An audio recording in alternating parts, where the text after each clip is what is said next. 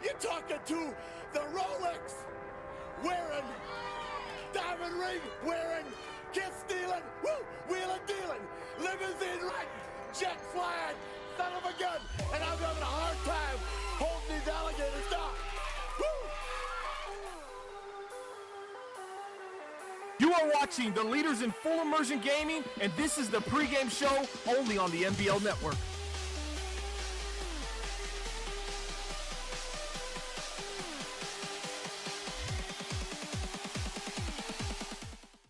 Oh boy, do we have a big night of football on hand for you folks. Welcome once again to another edition of the NBL Live pregame show, brought to you each and every week by our graphic sponsor, web3ks.com. They do a ton of graphics for the entire network. We talk about them every week, so if you or anyone you know needs graphics done for an affordable price, head over to web3ks.com. They are the leaders in affordable graphic design. Thanks for hanging out with us, folks. I'm always you. I'm hanging out with my man, the commish Bomber. Huge night here on the network. Huge night in the NBL. Doubleheader action. The last two wildcard games are tonight. First starting off on the NFC side with the Vikings and the Saints, followed immediately after by the Steelers and the Titans. Two matchups that both are very intriguing. We'll talk about both of them, but doubleheader action, not going to want to miss any of this because I think we got some great games on hand. Yeah, arguably the best part of the whole wild card, if you will, for the wrestling fans out there was the back half of this. Tonight, we have the Vikings versus the Saints, and then in the premier matchup, a Steelers-Titans rivalry, arguably the most historical rivalry in the NBL that has been a lopsided, one-sided towards the Steelers. Let's see if the Titans, former owner of the Cincinnati Bengals, can get it together and come up with an upset today at home. But I'm really excited. I told you we'd be back less than 24 hours. We just got back from that Giants-49ers game last night. And, man, broadcast number 181 and 182 tonight, doubleheader. Extremely, extremely hyped right now here on the NBL Network, twitch.tv/NBL Network. Just a reminder, folks, we're going to keep just pounding it into your guys' brains. We're going to be broadcasting every game of the NBL playoffs. As you've seen, we broadcast the entire wild card round. That's not going to stop moving forward. We'll be announcing the schedule of that second round immediately following the last game tonight. So stick with us till the end of the broadcast. After we do our player of the game for broadcast 182 with that Steelers-Titans game, we'll announce the schedule for the remainder of the playoffs. We've got some fun stuff in store, and we're looking forward to that Super Bowl, Bomber. Bomber, have we announced what's going on with the Super Bowl, why it's a pretty special broadcast for us? Well, we are going to have some graphics for it. We are going to announce it soon, but I'll pass it back to you. You can get the honors. Why don't you do it? You do it better than me, so why don't I, you're setting it up to me. I'm volleying it back to you and spike it down for the fellas right now. All right, spike it down for the fellas. We're getting some graphics made up. You are a little undersized to be spiking the ball. Yeah, I ain't spiking anything. I'm face first into the net.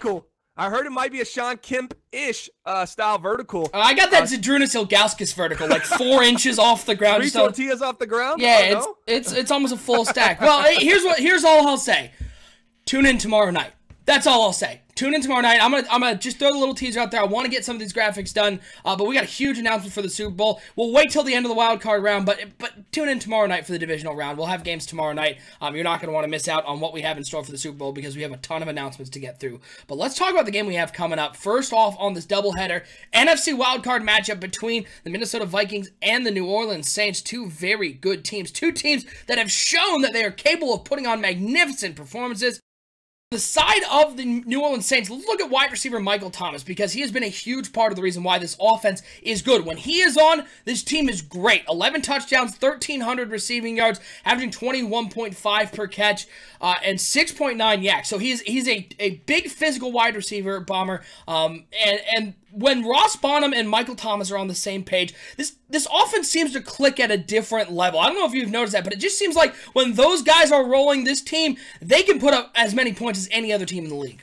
Yeah, only 27 years old from the Ohio State University. Michael Thomas, 6'3", 212 pounds, having his best season this cycle. The last 3 seasons, season 26, 27, 28, he was 634, 767, 751, and he hadn't had over 5 touchdowns. This year, over 1,300 yards receiving on 62 catches and 11 touchdowns coming into this game. He's been phenomenal, but the last 3 weeks of the season, he kind of fizzled out. He didn't even have a 100-yard receiving game. He actually hasn't had over 60 yards receiving in the last 3 games. We need to get back to that old midseason Michael Thomas form here in the playoffs for them to have a chance against this tough ball-hawking Minnesota Vikings defense.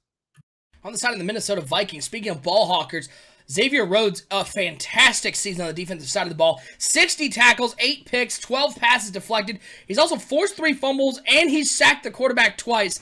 So you could say, Bomber, this guy is one of the best all-around defenders in the league with those 60 tackles, the way he gets in the backfield and stops the run, and then he drops back into coverage. It seems like that the New Orleans Saints, they're just going to have to know where Xavier Rhodes is at all times. Yeah, it seems like he's been everywhere this season. I mean, very surprising to see a cornerback essentially step up. I mean, this isn't a really small cornerback. He's 6'1", 218 pounds, but nonetheless a cornerback. He's usually covering the #1 receiver on the other end. He just seems to be all over the action in the last 2 games of the season versus the Houston Texans and the Los Angeles Rams. He had 3 interceptions. He had a deflection, and he had over 6 tackles and a sack. So he's been everywhere. He's coming right into this playoffs. 30 years old, but he doesn't look like he's really aging. Maybe he found a little bit of that fountain of youth. He's an 89 overall right now. Xavier Rhodes is looking very, very, very primed right now. Definitely not looking like a 30-year-old headed into the playoffs. Yeah, and get your predictions into the chat, folks. This one seems like it's going to be a barn burner. Already seen some predictions in the chat. Most people going Vikings, Pricey saying Vikings 30-17. Porter's got the Vikings by 7.5, but not throwing up a score, so smart move there. No matter what the score is, as long as it's around 7.5, you're going to feel good. Bomber, who do you like in this one? These are 2 teams that I've seen both of them at their best, and if either one of these teams comes out at the top of their game, it's going to be tough for the other team to beat them. The Saints with Ross Bonham, the Vikings with Jack Gerberry. Who do you give the edge to in this wild card matchup?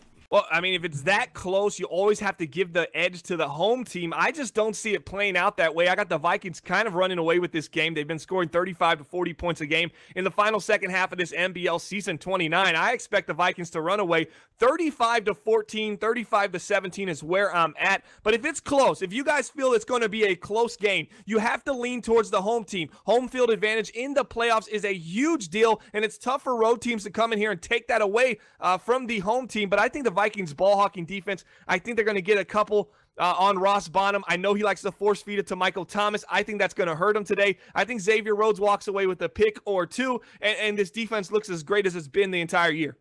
It should be a great matchup, and you get to see 2 of the great young quarterbacks here in the NBL. Ross Bonham on the side of the New Orleans Saints, and Jack Gerberry, the rookie from Minnesota, had a fantastic season. Only one way to find out who wins this game, folks. It's to get this doubleheader underway. Let's finish off the wild card round with 2 great matchups, starting off next with an NFC wild card matchup between the Minnesota Vikings, Jack Gerberry, one of the best rookies in the league, taking on the New Orleans Saints and Ross Bonham, one of the young darlings at quarterback. It's coming up right now here on NBL Live.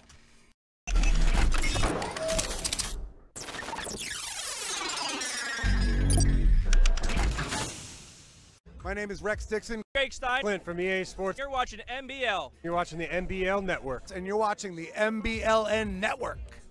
Empty backfield for Atkins. He's been dropping back to pass here on 4th down. He's looking deep over the middle. He has a man. It's Brandon Cooks. Who catches it, makes a man miss.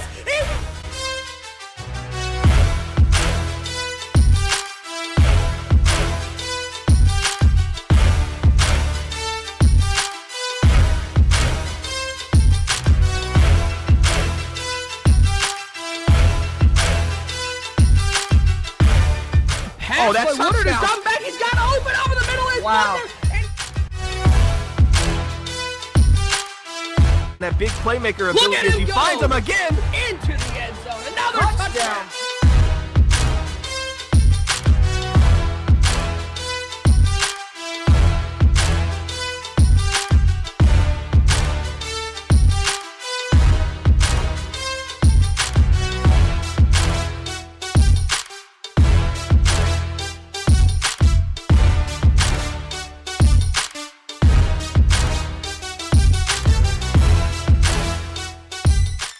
What a game we have in store here on the front half of our NBL Wildcard doubleheader here on twitch.tv/NBL Network, broadcast number 181 here on the network. And we got 2 great games coming up for you tonight, starting off with this matchup between the 13-3 Minnesota Vikings wildcard team out of the NFC North and the champions of the NFC South, the New Orleans Saints, coming in at 10-6. We appreciate each and every one of you tuning in to NBL Live. I'm OSU. I'm hanging out with my man, the Commish Bomber.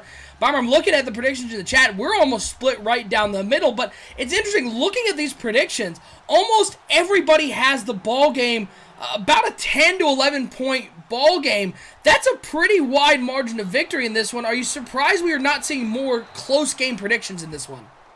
Yeah, it's almost like they feel it's going to be just a downfall of interceptions and turnovers that are kind of going to decide this game. And I see it kind of the same way. I just have it favored towards the Minnesota Vikings. Their ball hawking defense has been top 5 in the league throughout the entire year. They give up a lot of yards, but they get a lot of interceptions and create a lot of turnovers. And I expect them to continue to raise havoc today in this game. NBL Live broadcast number 181. Man, we get to start out with the New Orleans Saints on offense. Ross Bonham under center. Tevin Coleman in the backfield, and he'll get the carry on first down.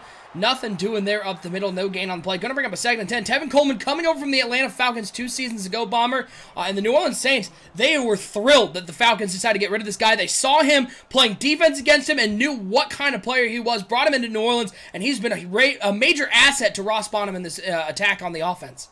Yeah, his first season with the New Orleans Saints, he had over 1,200 yards and 19 touchdowns. That was NBL season 28. This year, not so much. 146 carries, only 578 yards, and just 8 touchdowns. Let's see if he can kind of find that juice he had last season. 2nd and 10, handoff again on 2nd down, and Tevin Coleman over the left side. He hits that hole and hits it hard, gets up near the first down marker. They're, in fact, going to give him the first down marker, but we're finding out the tight end pounds on the side of the New Orleans Saints. Broken arm, will not return. They have a lot of weapons on this offensive side, though, but losing that tight end, something I'm sure that Ross Bonham didn't want to hear. No, absolutely not. That's a run-blocking tight end. That's a tight end they like to use in their running game. As you saw, they pick up 10 right now, and that's back-to-back carries from Tevin Coleman. Let's see if he can get going and take a little bit of pressure off Ross Bonham to Michael Thomas connection that has been so great this season. Yeah, 2 carries early for Tevin Coleman. Nothing doing on the first one. Second one, great blocking and great acceleration by Tevin Coleman. The Saints come out, 2 tight ends, 2 wide receivers. Thomas over to left, Hansen over to the right. Coleman in the backfield on 1st and 10. They're going to hand it off once again to Tevin Coleman. Tries to cut it back inside. I think he missed his cut inside. There was an opportunity earlier, but he ran it all the way to the outside of the tackles. Nothing to him. Going to bring up a 2nd and 10. A real concerted effort here, Bomber, by this New Orleans Saints team to establish that run game early. And that's kind of been the problem with Tevin Coleman. He's kind of lost his patience. He had an opportunity to pick up 3 to 4 yards there. Instead, he tries to just prolong the play, and he ends up getting 0 because he continues to stretch it outside. 2nd and 10, bunch formation to the right side as Flow Too Fresh now following here on Twitch. Appreciate the follow, Flow. Appreciate all of our followers and subscribers here on the NBL Network. 2nd and 10. And it's going to be Ross Bonham throwing his first pass of the day on 2nd down, and he has a man over the middle of the field. It's complete. He's got some room. Missed tackles. He's down the sidelines to the 30, to the 20. Nobody's catching him. Touchdown, Saints. Some missed tackles, and Ross Bonham delivers a strike over the left side of the field, and it was no contest. Touchdown, Saints. A big first touchdown here at home. Nice throw, nice reception, but most importantly, after the catch, number 83 makes a play and makes the defender miss, and there we have it. And this is the explosive Tyson Woods, Auburn University, a 2nd year in the NBL. He was an undrafted rookie, 95 speed, 95 acceleration. He's kind of that X factor that you have to watch if you're the Minnesota Vikings defense, because if he gets loose, you're going to see big plays like that from this New Orleans Saints offense. Yeah, we're seeing the injuries, though, pile up on this first drive for the Saints. Pete, the left tackle, going down with that abdominal tear. That's going to take him out probably for the rest of the playoffs. We'll see what the Saints running game does because they love running over that left side. Perriman's going to take this kickoff back just past the 20-yard line to the 22. Now we can see Jack Gerberry and the Minnesota Vikings and Bomber. We have seen Jack Gerberry on NBL Live a couple times. I know you're very familiar with the Minnesota Vikings playing in that division. This guy is the real deal. Yeah, and he finished the season so strong. You usually see rookies hit that rookie wall, and essentially what happens to those players is they just kind of fall off towards the end. Gerberry kind of the complete opposite. We saw him early in the season, the Detroit Lions, week 2. He had a 64 QBR. Then he played against us later in the season, and he was cooking. He hasn't had under a 100 QBR since week 9 of this season, so he's been on fire. This entire team's been on fire. It's kind of weird to see him down 7-0, but I think they regroup, and they find their stride early. 1st and 10, I formation. It's going to be Gerberry passing on 1st down, and he's just going to look underneath, and maybe a little bit of the playoff jitters. Got to remember, folks, Gerberry, a rookie, playing in the wild card matchup, looking for the drag underneath, wide open, but just sailed that bad boy out of bounds. Yeah, a lot of the media outlets, the Bleacher Report, was saying Gerberry, you know, he's so consistent, Mr. Consistency for the Minnesota Vikings. I think that's just a little bit too much pressure to put on this young kid. It is his rookie season. He was a 6th overall pick. Let him kind of find his way real quick, and I bet you he bounces back on his feet. 2nd and 10 for the Vikings. Going to be hand off to Dalvin Cook over the left side, and great blocking, and Cook's going to get the first down and more past the 35 to the 36-yard line. Dalvin Cook sort of lost on this team, Bomber, not because he's having a bad year by any stretch of the imagination. It just sort of comes down to Gerberry has been so fantastic, and as a rookie, everybody expects greatness from Dalvin Cook, and he has been great for the Vikings all year. Yeah, he has. He's consistent, but he hasn't put up the numbers that he put up in the previous 2 seasons. You didn't see that, deep into the 1,000 yards, rushing. He only had 700 this year on 119 attempts, but most importantly, he's healthy right now, and it's playoff time. This is when he can get really explosive behind this offensive line. 1st and 10, it's going to be Dalvin Cook over the right side, and Cook just gets taken down. Looked like he had an opportunity maybe to bounce that outside, but a good tackle made by Browning. 3-yard gain on the play. Going to bring up a 2nd and 7. Again, we appreciate everybody tuning in to NBL Live broadcast number 181. Reminder, doubleheader action tonight. We've got the Saints and the Vikings on right now, and immediately following the game, we're going to roll right into the AFC Wildcard, the Titans and the Steelers. That should be a great match, a very personal rivalry there, so you won't want to miss that, and we'll announce our schedule for the next round of the playoffs after that Steelers-Titans game. 2nd and 7, Gerberry, he looks over underneath and completes it to Juju Smith-Schuster. A great season he's had. One of the underrated trades, Bomber. The Vikings traded a 3rd-round pick over to the Steelers to get Juju Smith-Schuster, and he has been a great asset for this Minnesota Vikings team. Absolutely. 65 catches, over 1,000 yards, and 7 touchdowns. He leads this team in receptions, yards, and 2nd on the team in receiving touchdowns. I want to give a shout out to the YouTube chat right now. Pretzel Pal saying Saints 28, Vikings 56. Yeah, that was actually a prediction in the YouTube chat. Wow. I mean, he's trying to make headwaves. He's going out there big. The Vikings have been putting up crazy numbers. I mean, we could see a 50-burger maybe today. Yeah, 1st and 10 now for the Vikings from the 48-yard line. Gerberry dropping back to pass on 1st down. Looking. Look at this defense get there. The pressure, the pocket was closing, and Blackson gets in the backfield and brings down Gerberry for a 9-yard sack. Great coverage downfield. One of those times, only a 3-route play called. They're all covered, and Gerberry, the pocket collapses around him, and he takes a sack on 1st down. Yeah, you could just see him tensing up right there. He noticed he was pinched. He had a guy to the left, guy to the right. He was just trying to buy time, but he knew he wouldn't be able to get the pass off. Let's see what they can do there and climb out of this hole as they're on their own 39-yard line. 2nd and 19, shotgun formation for Gerberry, dropping back on 2nd down, looking, and he looks to the left side, and another overthrow. He's looking for Stephon Diggs, and the safety closing fast, the cornerback closing fast on the left side, had an opportunity maybe to pick that ball off, but that's the 2nd overthrow we've seen from Jack Gerberry. They got to settle him down on the sidelines, because if he's inaccurate, this team is going to go downhill and downhill fast. Yeah, there's a lot of game to be left. We still have 3.5 quarters left. Relax if you're Gerberry right now. There's time left. You just have to allow this quarterback to kind of find his footing. This is his first playoff game as he is a rookie, drafted 6th overall in the NBL Season 29 rookie draft. 3rd and 19, Gerberry dropping back in the shotgun 4-man rush from the Saints, and down goes Gerberry. That sack came a lot quicker. Great rush by the interior lineman, only a 4-man rush, but Minnesota could not hold them off, and after giving up some yards early, they go away from Dalvin Cook, Bomber. They let Gerberry air it out. It ends up in 2 sacks and a punt back to the New Orleans Saints.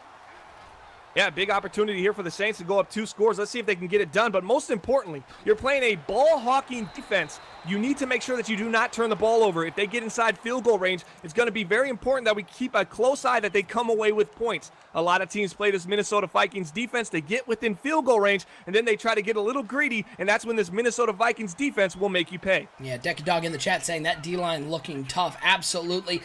As the New Orleans Saints come out under center, and on 1st and 10, they're going to give him another steady dose of Tevin Coleman. Takes a big hit over the middle, gets up to the 23-yard line, and Coleman is down, clutching that shoulder. Some injuries already. The tight end goes down, the left tackle goes down. If Tevin Coleman goes down, Bomber, this New Orleans Saints, they may be feeling good up 7-0, but they're not going to be feeling good if Tevin Coleman is out. Yeah, a couple key injuries so far. They've had 3 guys go down, but they do have Latavius Murray. He's the backup halfback for this team.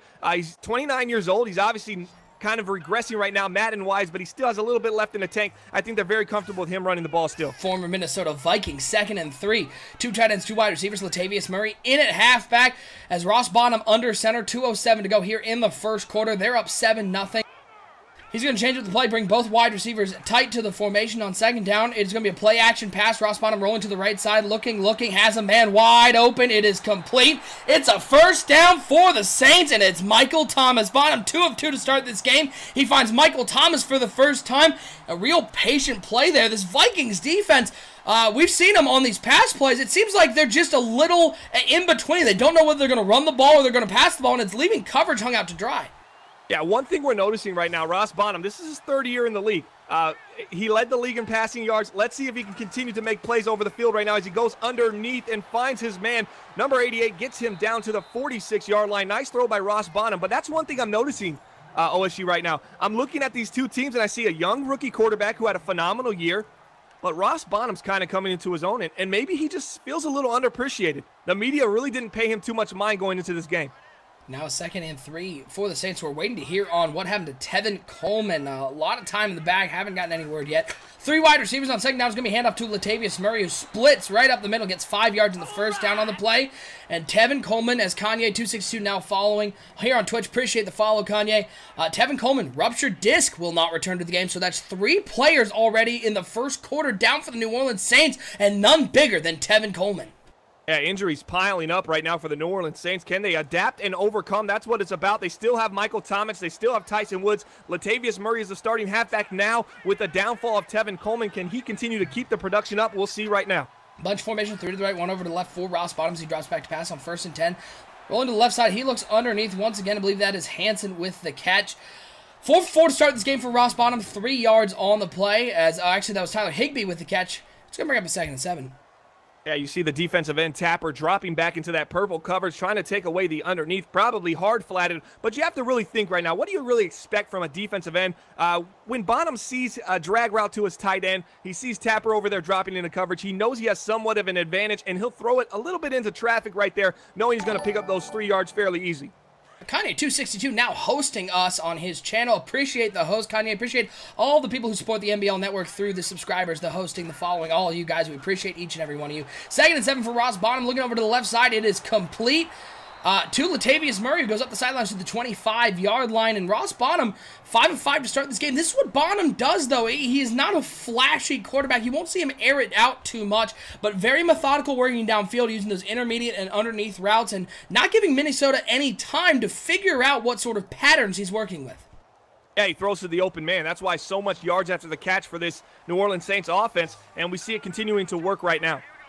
2 in the backfield with Bonham, 3 wide receivers, 2 to the right, 1 over to the left as he drops back to pass here on 1st and 10. Blitz coming, and it's picked up. Bonham out of the pocket, looking, still looking. He's just going to run it out of bounds. Had a couple guys come open, but Bonham just didn't want to force it inside the red zone. Maybe a little bit of that reputation of the Minnesota Vikings defense coming in there, Bomber, because he didn't want to turn the ball over, wanted to make sure they get points on this drive. He'll take us 2 yards and bring up a 2nd and 8.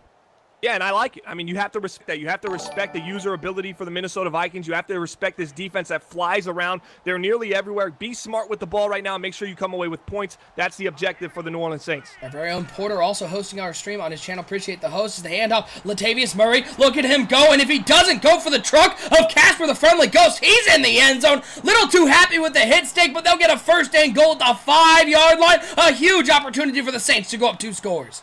And if the Saints can get into the end zone here, it's going to be very interesting to see how Minnesota responds. I think the next drive is going to be key. If indicative of this game, if they can come down and actually get themselves into the end zone fairly quickly, I'll say, okay, the Minnesota Vikings are back. They're going to be just fine. But if they can struggle and they end up having a 3 and out and that defensive line continues to get pressure, we might be in for a really, really close ball game down the stretch. 2 tight ends on the right side of that formation. 2 wide receivers on the left side for Ross Bonham. Latavius Murray in the backfield. 1st and goal from the 5-yard line. Bonham's going to be passing it here on 1st down. Looks to the back of the end zone. What a play call. Touchdown, Saints. Tyler Higbee with a catch. Wide open, easy pitch and catch. And it is a 2-score lead for the New Orleans Saints, who've come out here at home with a little fire in their belly, looking to move on to the divisional round. Absolutely. That's what we call a blown coverage. You see man coverage, but they just don't expect the tight end to actually get out there and make a, to get out there and actually run a route. They were expecting him to stay in the box and block. They just let him release the linebacker blitz. He was naked, wide open, and Bonham, if he can do one thing, he's kind of one of the better game managers of the league. I know he's thrown for 4,000 yards. He led the league in passing yards.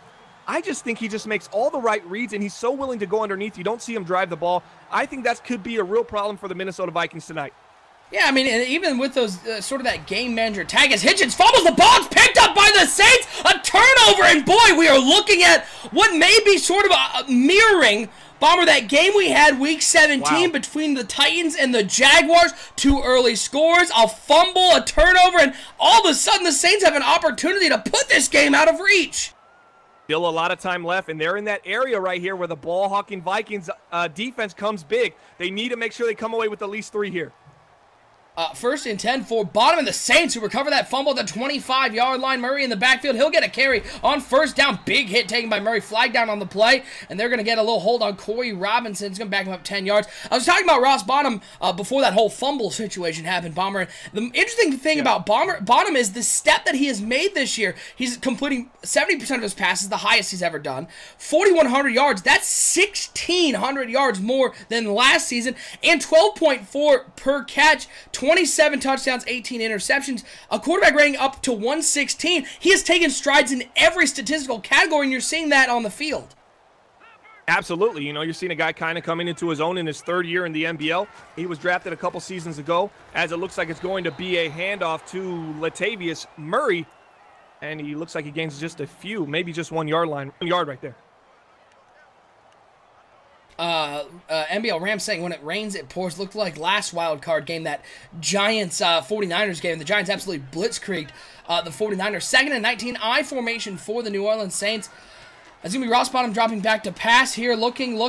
Blitz picked up nicely. He's rolling out to the right side. He's going to let go. Has a man. It's complete. It's a first down and a fumble. Xavier Rhodes laying the hit, and Trey Waynes picks up the fumble. Michael Thomas, usually sure-handed, got blown up, and the Vikings force a huge turnover to stay in this ball game.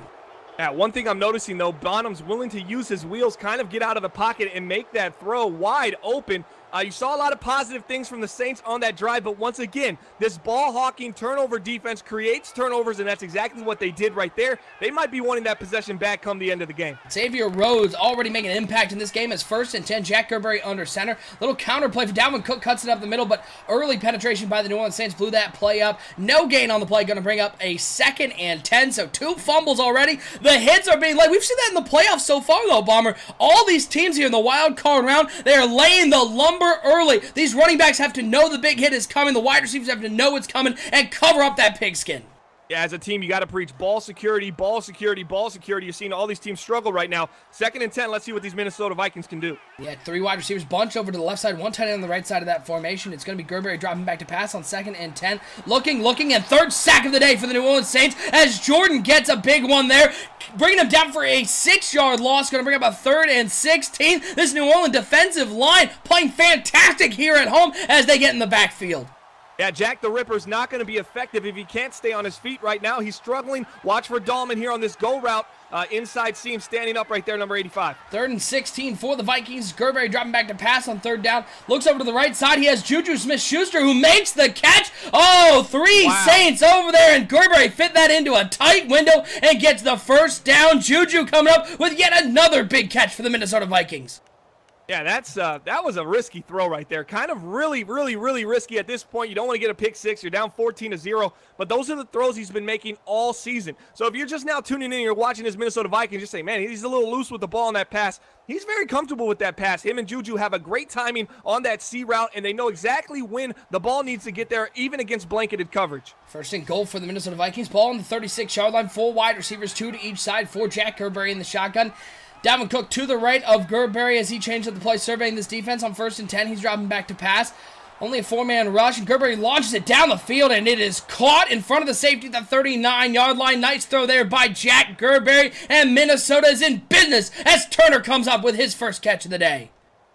Yeah, nice throw right there, deep down the middle of the field. Gerberry just finding his receivers. Right now, he's even throwing it into traffic. He's kind of getting his feet settled right now.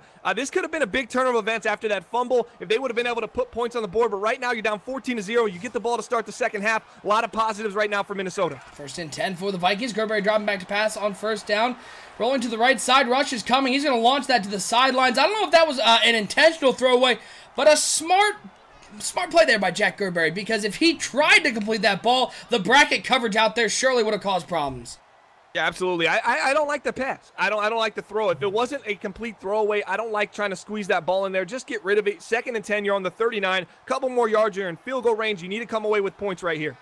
Yeah, 2nd and 10 for the Vikings. Ball on the 39-yard line. They're going to hand off to Dalvin Cook right up the middle. Good blocking. He's going to be taken down near the 35. They're going to call him down to the 36-yard line. Going to bring up a 3rd and 6. And a big moment here for the Vikings, Bomber. A field goal would be nice, but with 2:34 to go in the game, you know that a touchdown is the #1 priority for the Minnesota Vikings.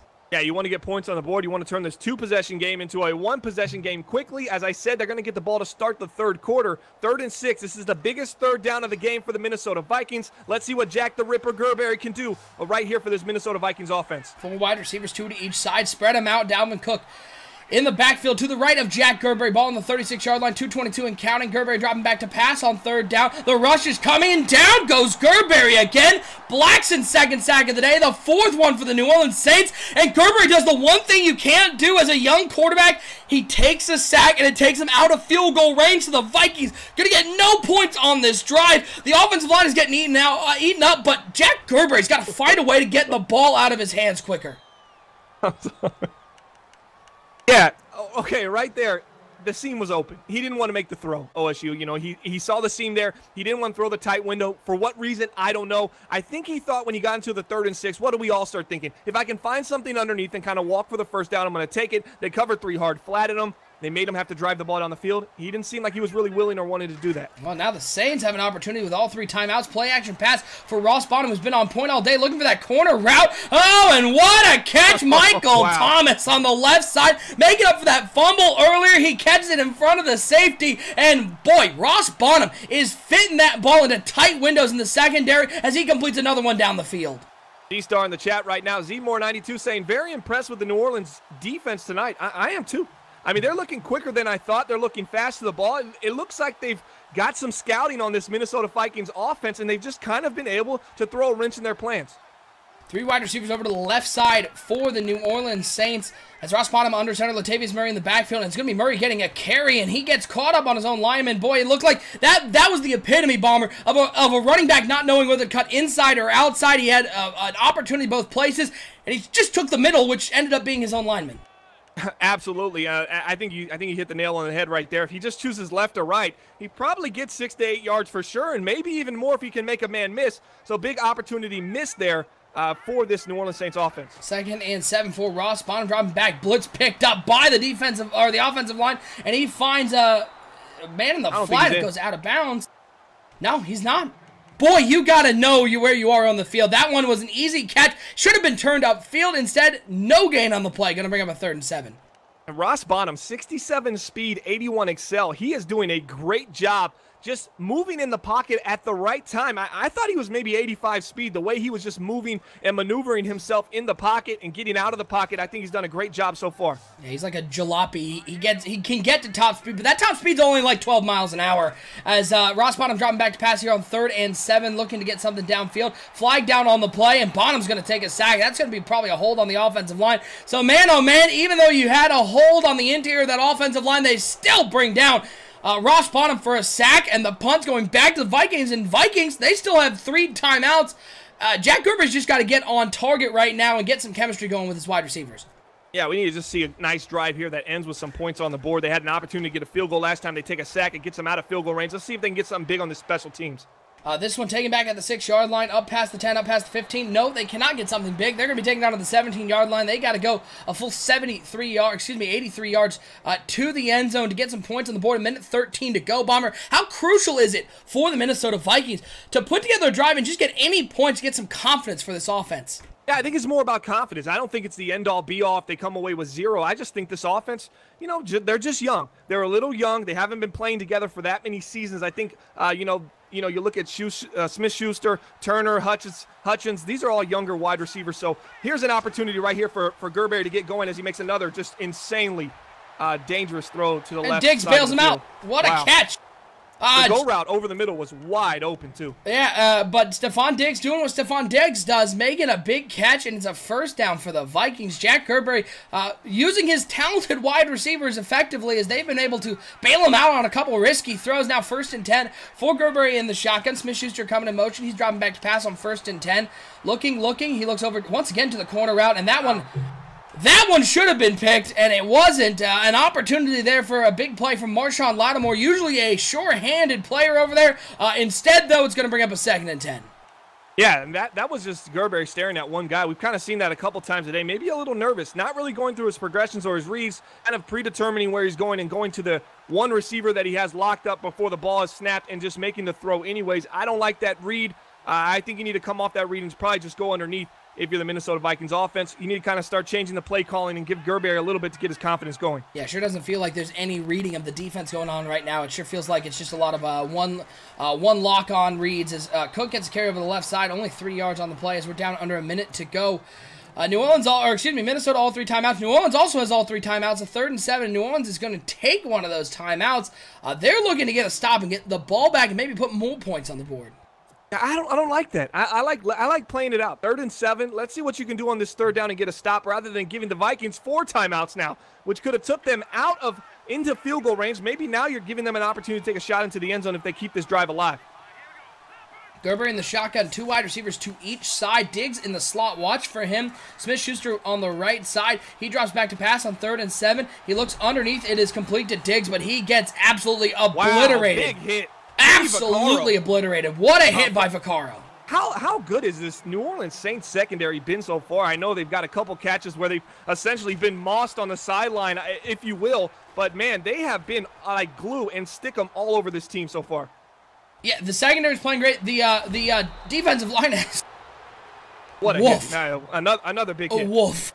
Big hit after big hit in NBL Season 29 playoffs. And this is just the wild card round. We still have a ton of playoff football action left on the NBL network. But, Bummer, you just said something that sort of keyed something in my mind.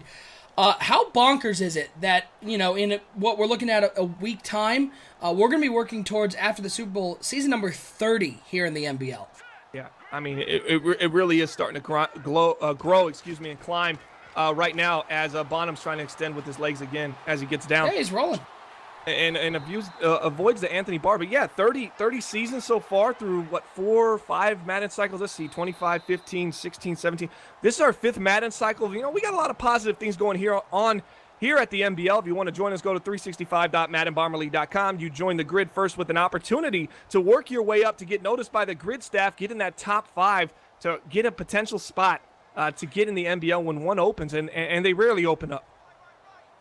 Yeah, people tend to hold on to those opportunities, but the grid is a fantastic league. You don't want to miss out on that opportunity. 365.maddenbomberleague.com. Bottom dropping back here on 2nd and 6. He'll toss it underneath. It's complete. Turn it upfield and getting out of bounds at the 37-yard line. 13 yards on the play. Bottom 1 incompletion so far. 9 of 10, 177 yards, 2 touchdowns. He has been absolutely flawless here in the first half. And that pass, I look at that pass and I saw Kaya make that exact same pass where you have just a half a step and they close the gap and it's an immediate pick 6. You need to be a little bit more careful right now if you're Ross Bonham with 24 seconds left in this half. You don't want that 14-0 lead to go to 14-7. Shotgun formation for Bonham on 1st and 10, 20 seconds and counting. He's going to take a deep shot down the left side looking for Michael Thomas, and it's picked off by Alexander. And Alexander an opportunity to return this one. He's up past the 30 to the 35, breaks a tackle, and he's going to get to the 39-yard line. 12 seconds to go. They took a chance with a deep shot. Alexander with a nice return. And now Minnesota with 3 timeouts. Only 12 seconds, but they can certainly get into field goal range.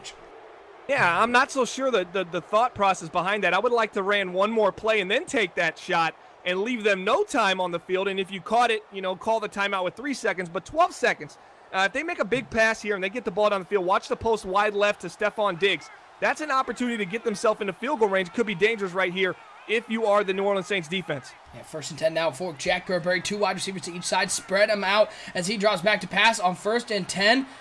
Looks over the middle field for that post route, and the Saints knew it was coming. That's picked off. 5 seconds to go. He'll be taken down at the 49-yard line. Bomber, interesting note there. Did I call that pass? You absolutely did, 100%, and it wasn't hard to read.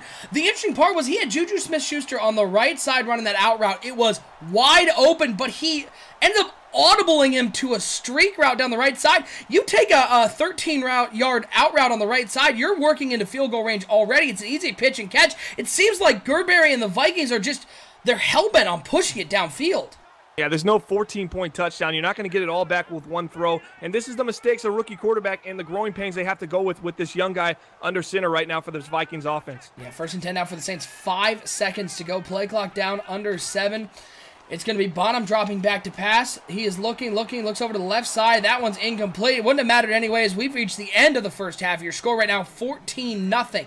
New Orleans on top. All right, Bomber, put the headset on. You're in the Vikings locker room. What are you saying to your quarterback, Jack Gerberry? What are you saying to your offense as a whole to get this team on the right track as we've hit the second half? I would say we couldn't do anything worse right now. We're only down 14. We get the ball to start this half. Let's get back to playing Vikings football, and let's walk away with the 35-14 victory. It can be done. We're that explosive on both sides of the ball. Get your head out of your butt, and let's start playing some Vikings football. Big return over the left side. He's up past the 20, tries to hurdle. All that work, and he ends up 2 yards short of the 25 anyways. That was a whole lot of, that's the epitome of the flash, but no substance whatsoever, as the Vikings will come out on the 23-yard line. Interesting note, Bomber, we saw success early with Dalvin Cook. They've really gone away from the run game as we got to the end of the half. Yeah, absolutely. You know, they go away from the run game because they're down 2 scores, which is not the recipe for success if you're the Minnesota Vikings. It's a recipe for success if you're the New Orleans Saints defense.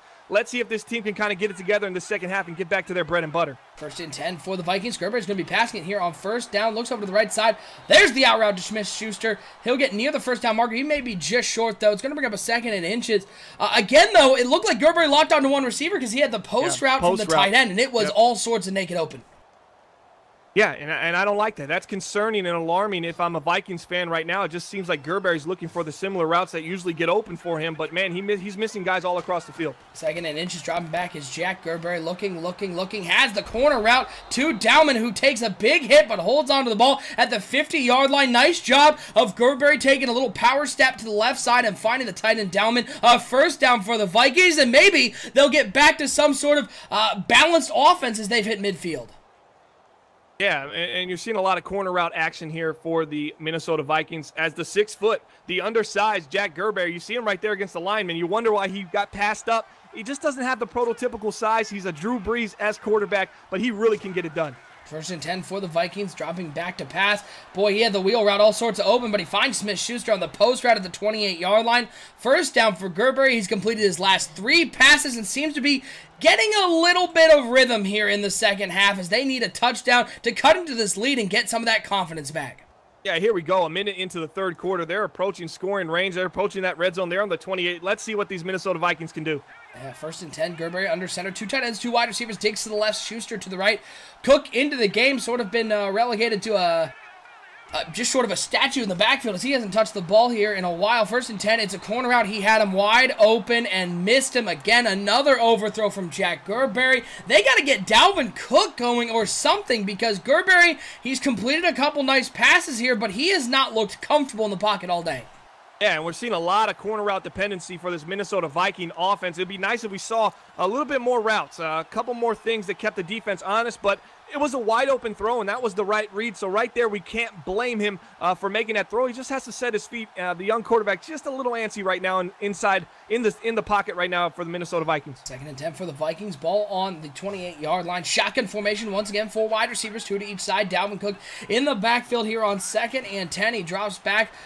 Looking 4-man rush from the Saints. He looks over the middle of the field. Has Dowman once again, who holds onto the ball once again through a big hit. And Dowman has become a very reliable target for Jack Gerber here in the second half. His 2nd catch of this drive. And the Vikings have a 1st and goal from the 5-yard line.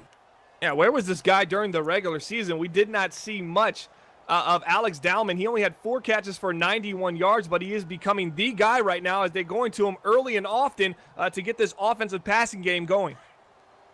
Let's see if we see Dalvin Cook get a touch here. Now that they're inside the 10-yard line, 1st and goal from the 5-eye formation. 2 wide receivers, 1 tight end on the right side of that formation. Smith-Schuster coming in motion from the right side. And on 1st and goal, it is indeed Dalvin Cook getting a carry. And fun fact, if you only hand the ball to your running back once they're around the goal line, defense can pretty much prepare for that one as a nice jump from the outside brings him down for a 2-yard loss. How big would it be right now if the New Orleans Saints could hold this team to just 3 points? If this defense can somehow hold the Minnesota Vikings to just 3 points, they'd still have a 2-possession game, and the momentum kind of gained on this 2-minute drive here for the Minnesota Vikings would be nullified. 2nd and goal, spreading him out.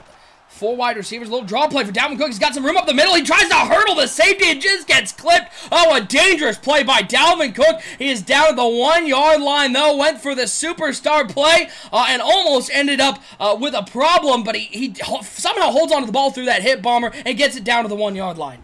And here we go at the 1-yard line. Biggest play of the game for the Minnesota Vikings. 3rd and goal. 3 tight ends, big formation. Dalvin Cook at the top of that eye here on 3rd down. And it's going to be a toss play to Dalvin Cook, and the blocking is out there. Dalvin Cook, no need to spin move. You Could have just run it, but whatever. It works. Dalvin Cook gets in the end zone, and Minnesota finds their way on the scoreboard and cuts it back to a 1-score lead. And that's the ideal drive that the Minnesota Vikings were looking for. Get their rhythm and to get back into this game. Now they've got points on the board. They're only down 7. Their defense hasn't played great, but I could see an interception coming here. A big turnover that could put points on the board, and we could have ourselves a 14-14 game before the end of this quarter. Saints can get the ball back here. 3:25 to go here in the third quarter. Taking it out of the end zone, up past the 15 to the 20, down at the 22-yard line. That's where we're going to see Ross Bonham, this New Orleans Saints offense, come back out here. A reminder, folks, as it says here on twitch.tv/MBL Network, we got doubleheader action, folks. When this game ends, we'll be flipping it over to the AFC Wildcard. We got the Titans and the Steelers going head-to-head right after this game. You don't want to miss that. Hit that subscribe button, folks. We don't want you guys to miss out on the giveaways we're going to be having throughout the playoffs. As Ross Bonham drops back on 1st and 10, has a man on the corner route. It's Michael Thomas. It's a first down to the 44-yard line. Bomber, we're going to be drawing from our subscribers that first winner of our NBL gift crate. That gift crate is going to include t-shirts, the NBL custom controller, a whole lot of surprises in that, some Xbox Live gift cards. We're going to be drawing that during our Super Bowl broadcast. During that broadcast, that'll be on Saturday night at, I believe we're saying 9 o'clock Eastern. Is that the time that we got? Yeah, we're going to have 9 p.m. Eastern Standard Time is when we kick off. 9:15 kickoff, 9 p.m. Eastern is going to be the pregame festivities. Should be a great show. You're not going to want to miss that. Hit that subscribe button, folks. Again, if you have Amazon Prime, great part about that, if you connect it to your Twitch account, you can subscribe to one channel for free. You might as well use it here and get into the giveaways we're going to be having. All of our giveaways we have here on Twitch are going to be sub-only giveaways, so you're going to want to hit that subscribe button. And how many subscribers do we have right now on the network? What do we have, 36, 37? I think 37, somewhere around there. You want to subscribe, hit that subscribe button right now, twitch.tv/MBL Network. Here we go, 1st and 5 for the New Orleans Saints. Ross Bonham dropping back to pass, looking as B. Tenorio now following here on Twitch. Thanks for the follow, B. Tenorio. As once again, Ross Bonham taken down, only a 1-yard loss on the play, but another nice play by the interior of this Minnesota defensive line. Going to bring up a 2nd and 6. It does seem like both these teams gotten away from the running game. Saints because Tevin Coleman went down in the first quarter, but they still got Latavius Murray, and he's still a very effective back. Yeah, absolutely. You want to give them the opportunity to keep the defense honest. Right now, as they approach midfield, it could be a big potential opportunity if they run the ball here to Latavius Murray. Let's see what this New Orleans Saints offense does right now, 2nd and 6 on their own 48. 2 tight ends out there for Bonham as he drops back on 2nd and 6, dropping back, looking for anyone to get open. Tries to throw, but he is taken down on the 2nd play in a row. 3-yard loss on that one. So after getting the 5 yards from that early offsides penalty, they back up another 4. Now it's a 3rd and 9, and it seems like the Minnesota Vikings momentum shifting a little bit right now. The crowd has been quieted down, and the Vikings defense making some big plays. 3rd and 9. Here's where Bonham usually gets into trouble. He's got 18 picks on the season. They usually come from these 3rd and long situations. He's out of midfield right now. He needs to be smart with the ball. They need to be careful with the ball, and they need to make the correct throw. Look for Michael Thomas. This is his big target time. 3rd and long for Michael Thomas. He's been coming up huge for them all season. Yeah, this is where the Vikings defense can be incredibly dangerous as they know it's a passing down. 3rd and 9 for Ross Bonham and the Saints. He'll drop back to pass on 3rd down. Rolling to the left side. He's got some room out there. Looks like he may take off. He steps back, launches it down the field, has a man. It is caught, but he is out of bounds. What a job by Ross Bonham selling that he was going to scramble and then trying to find the receiver down the field. The coverage just too good, and the Saints are going to punt it back to the Vikings, and the Vikings, a team that looked really down and out in the first, have an opportunity to tie the ball game up here as we're getting nearing the end of the 3rd quarter. Yeah, here's an opportunity for some teams to come up big for the Vikings. They played great for them all year long. And the Vikings, they only have 7 points. This is a team that feeds off turnovers. The New Orleans Saints have not really given them many turnovers. I think they had one on a fumble in which they had possession through a fumble through the Vikings. So it was kind of a give and take there. And then an interception at the end of the half. You're looking at this Saints team. They're kind of in the driver's seat right now, but the momentum is really starting to shift towards the Minnesota Vikings. Yeah, under center is Jack Gerber, Dalvin Cook at the top of the Here's a big run play right here. This is the big run play right here. They get big yards on this. And Cook breaking a couple tackles, but a nice job by the New Orleans defensive line, able to sort of pinch down. They brought the blitz on that power O, and only 1 yard on the play to Dalvin Cook. Going to bring up a 2nd and 9. The Saints defensive line, how impressive have they been this entire game, both in the pass defense and now in the rushing defense? Their dominance and physicality has been phenomenal to start this game, and still continuing to push that line and keeping Dalvin Cook at bay. But what they got to look out for is Jack the Ripper Gerber, the rookie quarterback for the Minnesota Vikings. He looks to be heating up. He drops back to pass on 2nd and 9, looking, and finally just tosses it underneath to Juju Smith-Schuster, trying to get around the defender. He'll be taken down at the 41-yard line. I think that's the first time in a long time, Bomber, we've seen Jack Gerbery take the check down, settle down, toss it underneath, get what you can. Now a 3rd and 3. Minnesota's playbook opened up real big with Dalvin Cook, an opportunity maybe to run in here on 3rd down or keep passing it with Jack Gerbery. Yeah, big 3rd down from Minnesota here. They've been pretty good on 3rd downs in the second half. They moved the chains on that first drive. They put their first 7 on the board. As the clock is ticking to end this 3rd quarter, they're down 7 right now, but all the momentum points towards these Minnesota Vikings. Another corner route by the tight end right there. Watch it. Yeah, Dalman's been big here in the second half. 3rd and 3. 3 wide receivers, 1 tight end, 2 wide receivers over the right side, 1 to the left. Jack Gerbery dropping back to pass. 4-man rush from the Saints. Looking. He has the tight end, Dalman, who tried to make another catch in coverage. Gerbery threw that one just a little late, though. The coverage was able to come down and make a play on the ball. And the Vikings, an opportunity to tie the ball game up. They're going to be forced to punt it away and leave it up to their defense once again to get another stop on the New Orleans Saints. Yeah, a lot of corner route action for the Minnesota Vikings. They're really looking heavily to that route to beat man and zone coverage as it kicks up, and a nice special teams punt, but they don't put any backspin on it, OSU. That was an opportunity to pin that opponent within the 10-yard line. Yeah, instead, they're going to get the ball on the 20-yard line. While we have a moment here in the 3rd quarter, guys, we want to give a big shout-out to our graphic sponsor, web3ks.com. They helped us with this overlay here on NBL Live. They do a ton of other graphics for our entire network. They're also super affordable. So if you or anyone you know needs graphics done for an affordable price, head over to web3ks.com. They are the leaders in affordable graphic designs. The toss play to the outside goes nowhere for Murray. Big shout-out to all business at web3ks.com. And a big shout-out to all of you out here tuning into NBL Live. Broadcast number 181 here on the NBL Network. Doubleheader action. We've got the AFC Wildcard coming up immediately following this game here on twitch.tv/NBL Network. And, of course, over on YouTube at youtube.com/Madden Bomber League. Guys, go over to the YouTube channel, by the way. Give us a follow over there. You don't want to miss any of our original programming. That is staying on our YouTube channel. So all of our podcasts, our highly debatable debate show, the Building the Franchise episodes, that stays on YouTube, but NBL Live here on Twitch, twitch.tv/NBL Network. 2nd and 10 for the Minnesota Vikings. We've hit the 4th quarter. Ross Bonham dropping back to pass here on 2nd down. Looks over the middle. The man coverage was tight, but the catch is still made. 1st down, Vikings. Boy, oh boy, the Vikings just couldn't come up with a play defensively, and New Orleans gets one of those big plays for their wide receivers down to the 35-yard lines. Woods' 3rd catch of the day. He almost has 100 yards receiving. Yeah, usually when you look at cover 1 robber, you don't want to throw a slot post right into a cover 1 robber, but the robber and the cover 1 saw that the coverage on the slot was so well that they decided to help out in other areas of the field, and what happened was Tyson Woods makes another great catch in traffic, and the Saints continue to move the chains.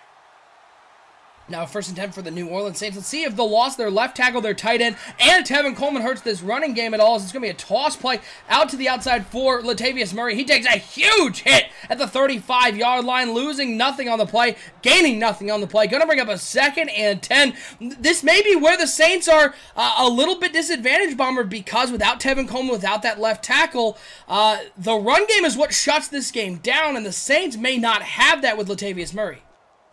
Yeah, as you notice, they're turning into a lot of outside stuff. As before, it was up the middle, it was off tackle, off guard, a lot of pulling stuff inside. Let's see what Bonham can do here on this play. Blitz picked up, looks over the left side, right over the user. It's complete to the 46-yard line. Another dot by Ross Bonham, who has been fantastic today as O'Connor gets his first catch, and the Saints are on the other side of midfield, Bomber. And we're seeing in the chat, as Double A says, if the Saints go down and get any points, they win. You got to think that's the case because getting this to a 2-possession lead and how much clock they're using, it could be a tough go for the Vikings to come back in this one.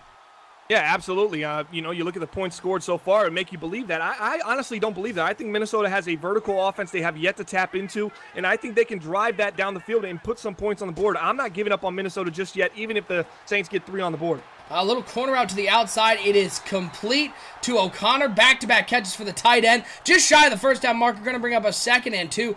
The Minnesota Vikings defense haven't been really to make a whole lot of plays. Xavier Rhodes, we know how good this defense is.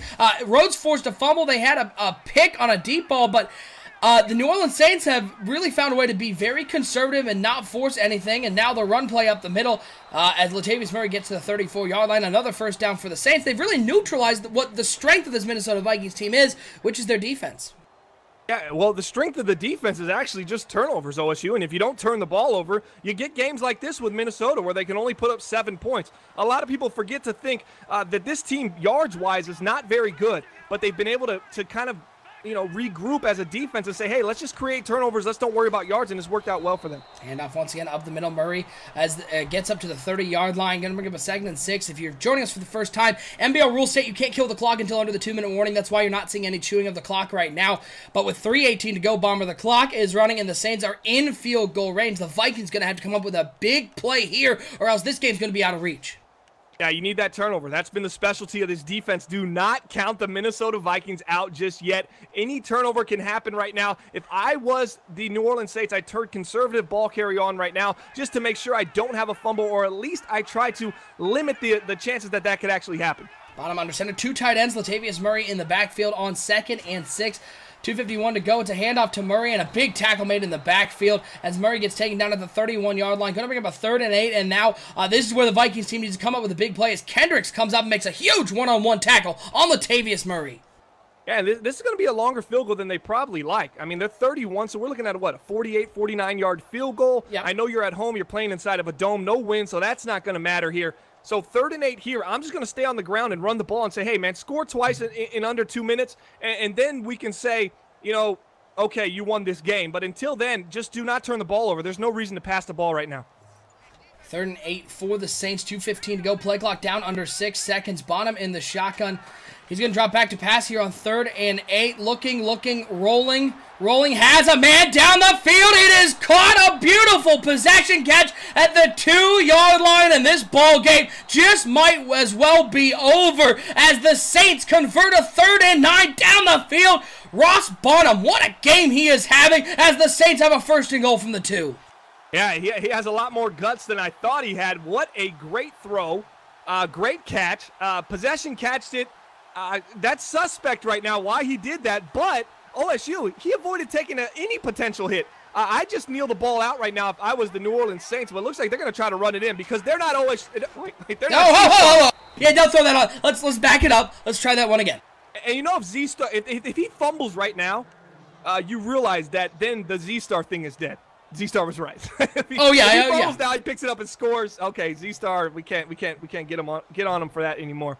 But if he runs it 3 times here, he doesn't fumble. We stay where we're at. We hold firm. Hold Agreed? firm. Yeah, absolutely. Yeah. I mean, any sort of turnover, yeah. You unwittingly prove Z-Star right, but if the Saints punch in, we just proved that Eric's much more of a man than Z is. 2nd and goal. Latavius Murray at the top of that eye. He's going to take the carry over the right side, trying to find something there, but the defense stout for the Minnesota Vikings. Going to bring up a 3rd and goal from the 6-yard line. Their 2nd timeout taken. Minnesota hoping to stop this rushing attack 3 times, maybe get a block on the field goal. We've seen some huge blocks on special teams. Special teams going to come into play here as Ross Bonham comes out I formation. 2 wide receivers over to the left side, 1 tight end on the right side of that formation. Latavius Murray at the top of that eye, and on 3rd and goal, it's going to be Bonham dropping back to pass here. Another interesting call. Bonham looking, rolling. The offensive line, great protection. He's going to chuck it out of bounds, so he's going to save that 1 timeout for the Vikings. And the Saints are going to try to kick a field goal here. Interesting call there, going for the pass on 3rd and goal. This coming from the right side of the formation. A lot of movement on the defensive line. The kick is up. It is good. And that one might have sealed this one. We've seen some onside kicks get recovered. The Vikings just have to find a way to get downfield and score. But look how much time, Bomber, the Saints used. They got that ball right at the end of the 3rd quarter, and they were able to drive down the field and get points and leave only 1:42 on the clock. Yeah, that 3rd down conversion was just really morally big. It drained 2 timeouts off them, another 15 to 20 seconds off the play clock. We'll see if special teams can come up big. They don't. They're down at the 25, 17-7. This team does have some fiery weapons at wide receiver. I mean, some speed demons. Watch to see if they spread these guys out or they start you out in that close formation and look for a deep crossing where they lead the ball up the field. They could score in a hurry right now. Don't count the Minnesota Vikings out just yet. Yeah, you can see on the left side, they're already setting up that little crossing route is on 1st first and 10. He's going to look for Stephon Diggs. That one is too easy. Down to midfield at the 47-yard line, and Minnesota's going to hurry back to the line. Sometimes you are who you are, and Stephon Diggs with that little skinny post, a little crossing route with the tight end, gets some big yardage on the play. Now first and 10 for the Vikings is on first down. They're going to look for Diggs again on the skinny post. He catches it. Get out of here, big fella. Touchdown, Vikings. So 2 plays, 30 seconds go off the clock, and the Vikings get their touchdown. Where's this been all game? And here, if they can get an onside kick here on back-to-back post versus man coverage, simple throw, simple read for Gerberry. Now here comes the onside kick. This is where it gets tricky. If they pick up this onside kick, game over. 40 seconds and 40 seconds. Timeout won't matter. Take the knee. Let's see if the Saints can do it. Yep, this is your ball game, folks. Looking for a miracle. The kick is off, and it is picked up. The hands team does their job. They get down, and the New Orleans Saints, man, oh man, the Saints come away with the win. Vikings, I mean, that late touchdown made the score close, but the Saints really in control the entire game, Bomber, and Ross Bonham. I mean, again, we'll have our NBL Live Player of the Game selection as this game goes final, but what a game for Ross Bonham. What a game for the New Orleans Saints. They proved a lot today. Yeah, they proved that home field advantage is very big as a wasteful timeout here for the Minnesota Vikings.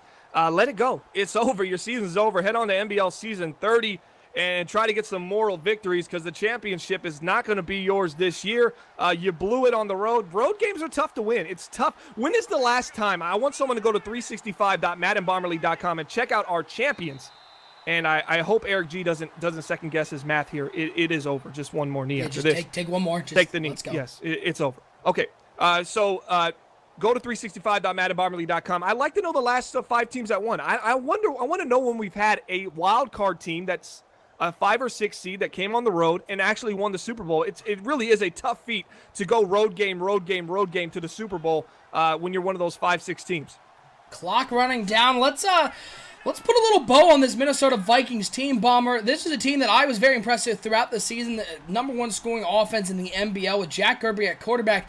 You got to think going into next season with Jack Gerberry having a year under his belt, with really dealing with the adversity and that sort of nerves playing in a playoff game on the road. You got to think this Vikings team, one of those sleeper picks that could make a big run next year because with Cook at running back, with the offense that they have, and with Jack Gerberry who's really solidified that team, this Viking team's very good.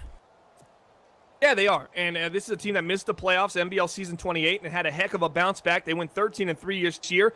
They didn't win their division, but they would have won nearly any other division outside of the Los Angeles Chargers if they were in it. So this is a team that this is nothing to be upset about. You have a young team. You're building your franchise right now. You got a franchise quarterback. You found him at the 6th pick in the draft. I think they've made some great moves and some great strides. Yes, they're aging on defense a little bit. They got to that 28, 29, 30-year-old. Xavier Woods is 30. We talked about him before. So, we look at those teams, and we're going to get over to our other game here shortly, guys. But, man, what a phenomenal season for the Vikings, and what a great run for the New Orleans Saints. They're going to go on and take on the Detroit Lions now. We got it all set. It looks like Bananas and those New York Giants are going to take on the Seattle Seahawks. We got some great matchups heading into the divisional round. Yeah, once again, your final score from this, the first game of our doubleheader tonight, folks. The New Orleans Saints coming up with a 17-14 win over the Minnesota Vikings. It's time to pick our player of the game here for broadcast number 181 for this first game of the doubleheader. Stick with us, folks. The Steelers and Titans are already in the lobby. We're getting ready to send that out to that AFC game. Bomber, there are a lot of guys who played well in this game for the Saints, but Ross Bonham, I mean, how impressed are you by this guy? He'd be my pick. If you've got another name, though, throw it out there, but he'd be my pick for player of the game. Who's player of the game? Ross Bonham? Yeah, absolutely. He didn't turn the ball over. But, I mean, in a time where it didn't matter. He banked some. That third down, I mean, just scrambling out of the pocket and finding his man, using the playmaker up the field. It was a great throw. We saw the Jacksonville Jaguars try to do that in their playoff wildcard game against the New England Patriots, and their quarterback overthrew it by 5 yards, and it got picked off. Man, it just such a poised quarterback that when he gets out of the pocket, he's still making accurate throws. He played a phenomenal game. Yeah, broadcast number 181, Vikings Saints, player of the game is going to be Ross Bonham. And here's the question. This is the second time in the last 3 seasons we've seen the New Orleans Saints just bounce the Minnesota Vikings out of the playoffs. I believe. I could be wrong. They beat them earlier this year, and then they beat them again. This is a team they kind of struggle against. I think they match up very similarly, and I think the Saints just had that competitive advantage over them. Well, Ross Bottom will take your Player of the Game for Broadcast 181. Again, folks, you can check out all of our Player of the Game archives on our website, 365.maddenbomberleague.com, under the MBL Live tab, folks. One part of our doubleheader is down again. We'll announce our schedule for the divisional rounds right after this game finishes because we got a great game on tap for you here, folks.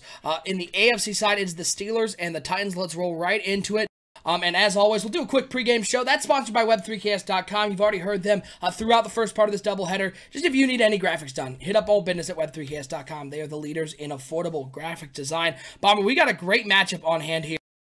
It's the Titans and the Steelers, and these are two teams, maybe a little bit disappointing seasons from these two guys. We saw these teams go into playoffs last year, only, I think, 2 losses for one of them, 1 for the other. It was, this season, high expectations, a little bit of a step back for both these teams, but this rivalry is personal.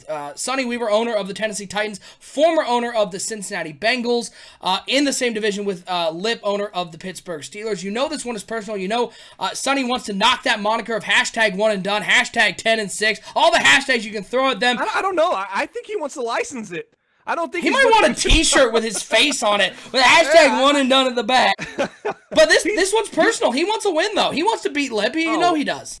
Absolutely, he always has, and he hasn't, and I don't expect anything to change today. I think the Steelers run away with it. Look at that Steelers team, 96 overall. Can you believe that? A 96 overall Pittsburgh Steelers team like that at all. Versus these 10. That's too high, right? No, yeah, we got it. But if you flip it around, big shout out to Rob Gronkowski. Yeah, there number 87, New England Patriots. Oh, number 87, Detroit Lions, actually in the NBL. Where are we at? What do we got? Player of the games for this? What do we have coming up? Yeah, players to watch? Yeah, we got some players to watch. Let's take a look at that. Who are we watching? I mean, for the Pittsburgh Steelers, who else? It's Ben Roethlisberger, and he is having another fantastic season. 71 completion percentage, 3,600 yards, quarterback rating of 129.3, 30 touchdowns, 13 interceptions.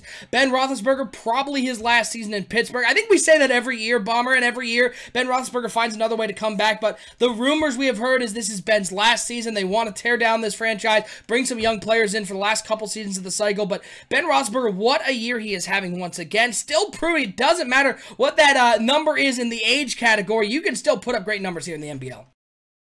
Yeah, he still has the skill. His throw power is going down. I think he's at 89 throw power right now for Ben Roethlisberger, 38 years old. And guess what? He's not signed after this year. This could be his last game. And I know you just said they might be, this is real. This is not just OSU talking out the side of his mouth.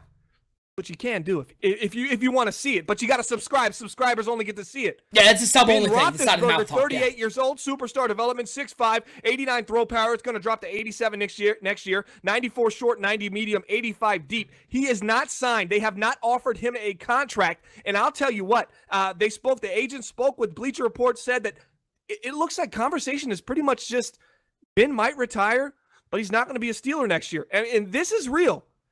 We might be watching the last game in this Madden cycle of Ben Roethlisberger. Well, it would be an unbelievable way to go out if the Steelers could find a way to make a run, but Ben Roethlisberger's been a part of everything that the Steelers have done. On the flip side, a guy who's going to have a big game for the Tennessee Titans if they're going to have a chance to win this game is Derrick Henry. And 1,200 rushing yards, 5.4 per catch, 13 touchdowns, 2 fumbles. This was a guy who sort of disappeared in that game against the Jacksonville Jaguars in Week 17 for the division. Made a big presence, though, in the second half, and that's when the Titans were able to run away with this one. You got to think a key for the Titans, Bomber, is that they're going to have to control time of possession. They're going to have to control the ground game, because if you give too many possessions to the Pittsburgh Steelers, that's when that 50-burger gets dropped on you. Yeah, that's when it happens, and that's what you have to be weary of right now. It could happen this game. Broadcast number 182, Steelers-Titans. I'm excited. I'm ready to go. Man, this is going to be man, if Sonny pulls this game out, I mean, we would have seen a lot of upsets. We saw a wild card touchdown to win the game. Jacksonville Jaguars, New England Patriots at the final seconds. A wild card when we thought a wildcat when we in wildcat a lot of wild card. When we thought this game was going into overtime, and we've seen so many crazy things. I mean, to cap it off, the icing on top would be a Titans win right now. Am I wrong about that? No, it would be absolutely unbelievable. Get your predictions in the chat, folks. We would love to read those throughout the first quarter. Bomber, are you predicting it?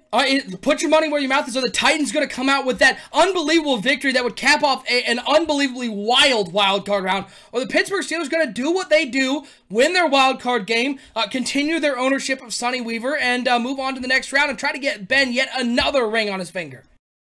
I'm going with the Pittsburgh Steelers today. And I know I chose wrong with the Minnesota Vikings, but I'm thinking the Steelers walk away with this one. I don't think it's going to be as close. I just see Mariota just a turnover machine, 36, 37 interceptions on the season. That's not going to be good enough against a Ben Roethlisberger-led offense that's 30 touchdowns, 13 interceptions, a 128 QBR. I mean, Ben Roethlisberger is the only guy that can have a 128 QBR, and that will be a regressed number from his last 2 seasons of over nearly 14, 15 points regressed. I mean, that's how crazy and sensational this guy has been playing. But still, a 120 QBR is about 50 points higher than Mariota. So I'm going to go with these Pittsburgh Steelers. I'm going 31-17, Pittsburgh over Tennessee. And I think they get that road win because I think they have the veteran, they got the veteran charisma. They have that swag. They're going to go into this building and say, yeah, we own these guys, and we're going to come out and show it on the field.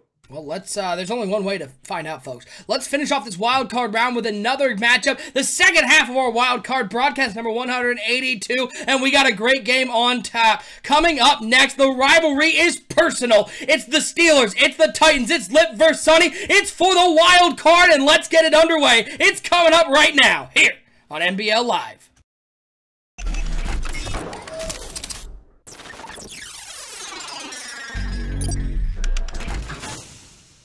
My name is Rex Dixon. Craig Stein. Clint from EA Sports. You're watching NBL. You're watching the NBL Network. And you're watching the MBLN Network.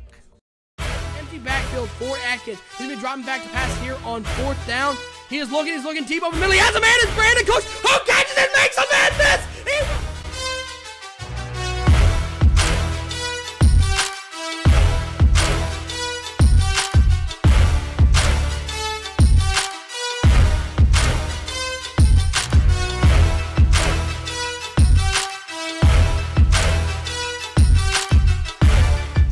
Oh, that's Woodard is dropping back. He's got open over the middle. Wow.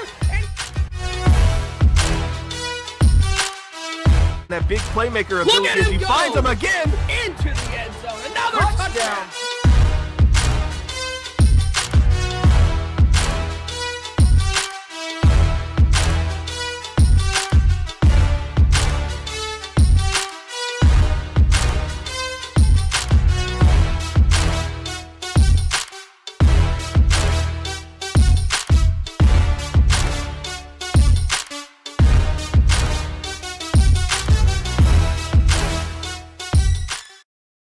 The final matchup of the wild card round, and what a matchup we have tonight, folks. 2 10-6 teams, 2 former division rivals going head-to-head tonight. It is the game 2 of our doubleheader, broadcast number 182. It's the Pittsburgh Steelers coming out of the AFC North, champions of that AFC North, wild card out of the AFC North, sorry, Star, and Tennessee Titans, who end up winning that AFC South in that Week 17 battle. I'm OSU, I'm hanging out with my man, the Commish Bomber. What a matchup we have tonight here in Tennessee. Sonny Weaver in the chat maybe should be, focusing on the game, as Deca Dog says. Focus on your game, Sonny Weaver.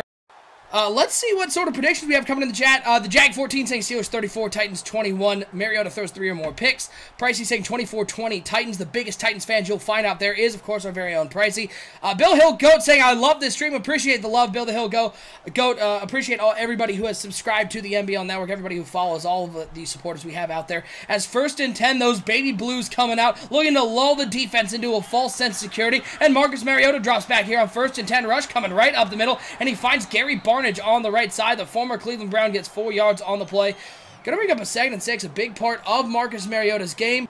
It's going to be keeping the ball in the hands of his own team. Now a 2nd and 6 for the Titans, trying to work quickly here, and Mariota's going to come out under center. Derrick Henry in the backfield. 2 wide receivers over to the left side. 1 wide receiver over to the right. Henry again in the backfield, and he's going to get the ball here on 2nd down, and nice blocking. He's going to have 1st down. Shakes off a tackler, and look at him go almost to midfield. 18 yards on the play. An early big run from Derrick Henry, Bomber, and a huge tone setter for this Tennessee Titans offense. Yeah, you touched on it just a second ago. Mariota needs to keep the ball in the hands of the powder blue, but they got to run the ball. This defense against the Steelers is not that good. They give up 22 points a game. That's 18th. 301 yards, that's 28th. Passing yards, they give up 226, that's 29th. And 75 rushing yards, that's 14th. This is a very, very bad defense as Mariota looks to the right side, trying to get Yeah, he's trying to get aggressive early as a little bit of an overthrow right there. But back to the point, this Pittsburgh's defense actually starts with the offense. If the offense can get them a lead and get the other team's offense to play the style that fits into an aggressive style, and it becomes a shootout, it plays heavily into the Pittsburgh Steelers' hand. And I think Mariota falls for that trap early and often in this game. Bill Hillcoat now following here on Twitch. Appreciate the follow, Bill. 2nd and 10, I formation. Derrick Henry at the top of that I, 2 wide receivers. Davis out to the left, Montgomery out to the right. 2 speedsters, 2 very sure-handed wide receivers for Marcus Mariota. As he's now, Bill Hillcoat also hosting us now on his channel. Appreciate the host, Bill. As the play-action pass for Mariota. Rush is coming. Mariota gets out of the pocket. This is what he can do so well. And he's just going to chuck this one out of bounds. You saw a brief moment where there was a thought of chucking it downfield. They ran that little 2-route shot play. Good coverage down the field. And it's going to bring up a 3rd and 10. Mariota making a smart play, looking not to turn the ball over early in this drive. Yeah, they're on the 47, 3rd and 10. They got to keep the chains moving to get inside a field goal range. If the Pittsburgh Steelers hold you to 3 or make you punt, that's a huge win because this offense is very likely, as it looks like that's going to be a jump on the left tackle right there, Charlton George, left end, excuse me. 3rd and 5 now for the Tennessee Titans, and that changes a lot. Putting aggressive on early is not a smart idea for the Pittsburgh Steelers. Yeah, because the one thing that you can say about Sonny Weaver and this Titans team, they do recognize those patterns, and they'll use that hard count if they recognize that early. 3rd and 5, Mariota in the shotgun, 3 wide receivers, 2 over to the left side, 1 over to the right, Derrick Henry in the backfield. Now sending the tight end Smith in motion over to the left side of that formation. And on 3rd and 5, looks like they're setting up a little slip screen. It is caught by Derrick Henry, turns it right upfield, and that's a real smart play. Derrick Henry could have tried to bounce that outside, could have tried to take more than he needed. Instead, he gets the 5 yards, gets 7 on the play, and a 1st down for the Titans. Yeah, I like the mentality right there from Derrick Henry. Instead of just risking not picking it up at all, he's going to fall forward. We're keeping the chains moving, and here comes the Tennessee Titans. And on 1st and 10, it's a draw play to Derrick Henry right up the middle, trying to fight through the tackle. He's going to get up to the 37-yard line. Going to bring up a 2nd and 6. The Tennessee Titans winning the AFC South in that game on Week 17 here on MBL Live. You can check it out in the archives on our YouTube channel, youtube.com/Madden Bomber League.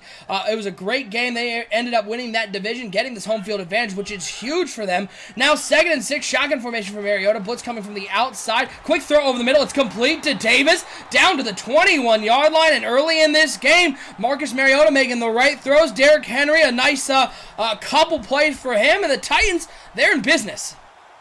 Yeah, when it was 3rd and 10 and we had the offsides from Charlton George, I thought that was a big opportunity for the Steelers defense to get off the field, but yet here we go, and they're continuing to grind down the field. And it's a handoff to Derrick Henry over the right side, and Pittsburgh, here's the one thing. We joke about it a lot, Bomber, but Sonny Weaver's playbook. You're going to see a lot of similarities to the Pittsburgh Steelers and Lip's playbook. There's a lot of, I'll say, inadvertent sharing of plays, and so the Pittsburgh team very prepared for whatever Tennessee throws at them. Well, you mean sharing as stealing? The Tennessee Titans. Yeah, look, sharing without knowledge, okay? Absolutely, with no royalties given to the other one. As down goes Marcus Mariota. Steven Tuitt makes a sack. 3rd and 23. And this is when the Titans, I expect to see a screen early. But I guarantee as the game progresses, this is when Mariota gets into really, really big trouble. But they'll be disciplined early. Probably expect a little wide receiver screen from the Tennessee Titans. I really hate Mark in the chat saying almost like they stole their book. Look, we're not making any accusations here. 3rd and 23. Mariota, he's looking for the deep ball. Looking. And just launches it out of bounds again. Mariota could have absolutely taken the shot down the field. Instead, chucks it out of bounds, and Tennessee's going to go for a long field goal from the 34-yard line. Nope, they're going to have to punt this one away. The wind is... it's aggressive here in Tennessee. 13 mile an hour in their face, so they're going to get no points out of this one and have to punt from the 34-yard line. Yeah, not very smart right there. I don't know what they were looking at. They could have picked up a few yards. It looks like it bounces off the punter there, and it's going to be Pittsburgh ball. Wow, they kind of got a bailout there. Wow, did you see that ball bounce off the head of the punt returner there for the Pittsburgh Steelers? Special teams coach has to be outraged right now. He meant to send out the hands team, not the heads team. But Pittsburgh avoids disaster and is able to get that one. I formation here on 1st and 10. It's a handoff on the right side of Le'Veon Bell, and look at him go. Look how good he is. The shake and bake and the ankle tackle at the 44-yard line. Le'Veon Bell says, don't forget about me, folks. Down the field, a little shake and bake action, and Pittsburgh's in business. Oh, that's going to hit the highlights for sure. The ankles that are breaking in the secondary of Tennessee right now. They're going to have to retape those ankles here at the end of the first quarter. That's a given. What a run there by Le'Veon Bell. Beautiful play there by Bell. Sort of gets forgotten on this team that airs it out so much with Ben Roethlisberger, but he got a huge chunk of yards, 31 on that play. Now 1st and 10. Might as well give it to him again. And the Titans, they do much better on this one. They bring him down for a 4-yard loss. Back to the 40-yard line. Going to bring him a 2nd and 14 with 2:35 to go. Pittsburgh, they get the stop defensively, even though Tennessee drives the ball down the field well inside enemy territory. Can't get any points on it. And Pittsburgh, you know that anytime the Pittsburgh defense gets a stop, Bomber, they think they have a good chance to win the game. In the YouTube chat right now, Kevin Teague saying Mariota will be great tonight. Will become great tonight. And Stack Vendor saying let's go Titans. So a lot of Titans fans there. And YouTube right now is a nice throw underneath to the Steelers. But we expect that. You got to expect that if you're a Steelers fan. When you've got 4 NBL Super Bowl championships, you become hated at some point as Chauncey Arnold gets them down to the 3rd and 9, to the 45, excuse me, their own 45 is going to be 3rd and 9 for the Pittsburgh Steelers. This could be a very easy pickup for Ben Roethlisberger. We've seen him do it so much over the years. Let's see what they come out in. This isn't the second half Steelers right now, but they have been getting aggressive much earlier in games this season. Yeah, I think that's what makes the Steelers and Ben Roethlisberger so good. There's never any panic. 3rd and 9, 3rd and 5, 3rd and 14. They always feel like they can convert it. On 3rd and 9, 3-man rush from the Titans. And looking deep over the middle of the field, it is caught down at the 29-yard line. Roethlisberger, another beautiful throw. It is complete. It's a 1st down for the Steelers. I don't know. As Arnold gets his 2nd catch of the day. What's the question? The question is it a good strategy to be dropping that many guys back into coverage? I always feel like with Ben Roethlisberger, how good he is Darth Ben now following here on Twitch. I always feel like with the Steelers, when you drop back 8 and you rush 3, it plays right into their hand. Yeah, it's very alarming right there. It's a nice spin move, Martavis Bryant. It's over. It's over. I'm doing the Vince Carter hands right now. Dunk competition. Toronto Raptors reverse 360 windmill dunk. Over. Yeah, it's over. Reverse 360 windmill dunk. It is over. Did you see Donovan Mitchell? Did you see that? Oh my. Yeah. Oh, Donovan Mitchell. Whipped out the old Raptors jersey. Okay. It wasn't the same as having his head at the rim and throwing the ball down, because Vince Carter's wingspan might be one of the most underrated things about him. I mean, he's 6'5", 6'6". His wingspan's probably 6'10". I mean, the guy's got arms for days, and he threw the ball down. But that's the best rendition you can do on a reverse 360 windmill that I've seen, and he looks good. But that guy's going to be a star, man. That guy's a star. I mean, he's killing it in Utah, especially in the 4th, man. He's got the clutch gene. He can pull up off the dribble, catch and shoot, create. I mean, he can pretty much do it all. Yeah, but that's enough basketball. Yeah, you talk about that guy, by the way. The Pistons passed up on drafting him and drafted Luke Kennard instead. So. Yeah, I know. I keep hearing. Shout out to Detroit. Every time Mitchell has a big game or hits a big shot, if he's trending on Twitter, you will see something about the Pistons passing on him. Great ownership out in Detroit. Shout out to but you got Blake. You got Blake great right now. We got Blake. Yeah. Well, let's see if the Titans can respond. By the way, the minute that play happened, as it's a toss play to Derrick Henry over the right side, and he will get nothing on the play. The minute that play happened, Bomber, interesting thing, Sonny Weaver in the chat defending his punt right as Martavis Bryant was making his defense look silly. So, you know. Absolutely. In the chat right now, in the YouTube chat, Stack Vendor saying, just chilling watching NBL. Not much beats this. That's a true story. I just want Sonny to win a playoff game, LOL. Otherwise, I would be cheering for the Steelers. Okay. I mean, people like to root for underdogs. Pricey's in the chat. Oh, interesting. 2nd and 10.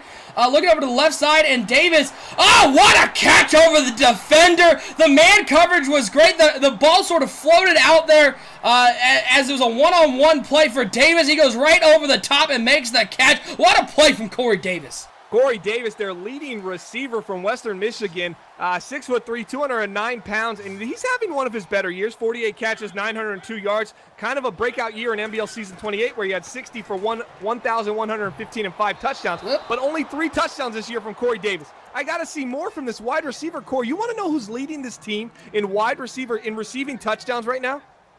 Derrick Henry was 7.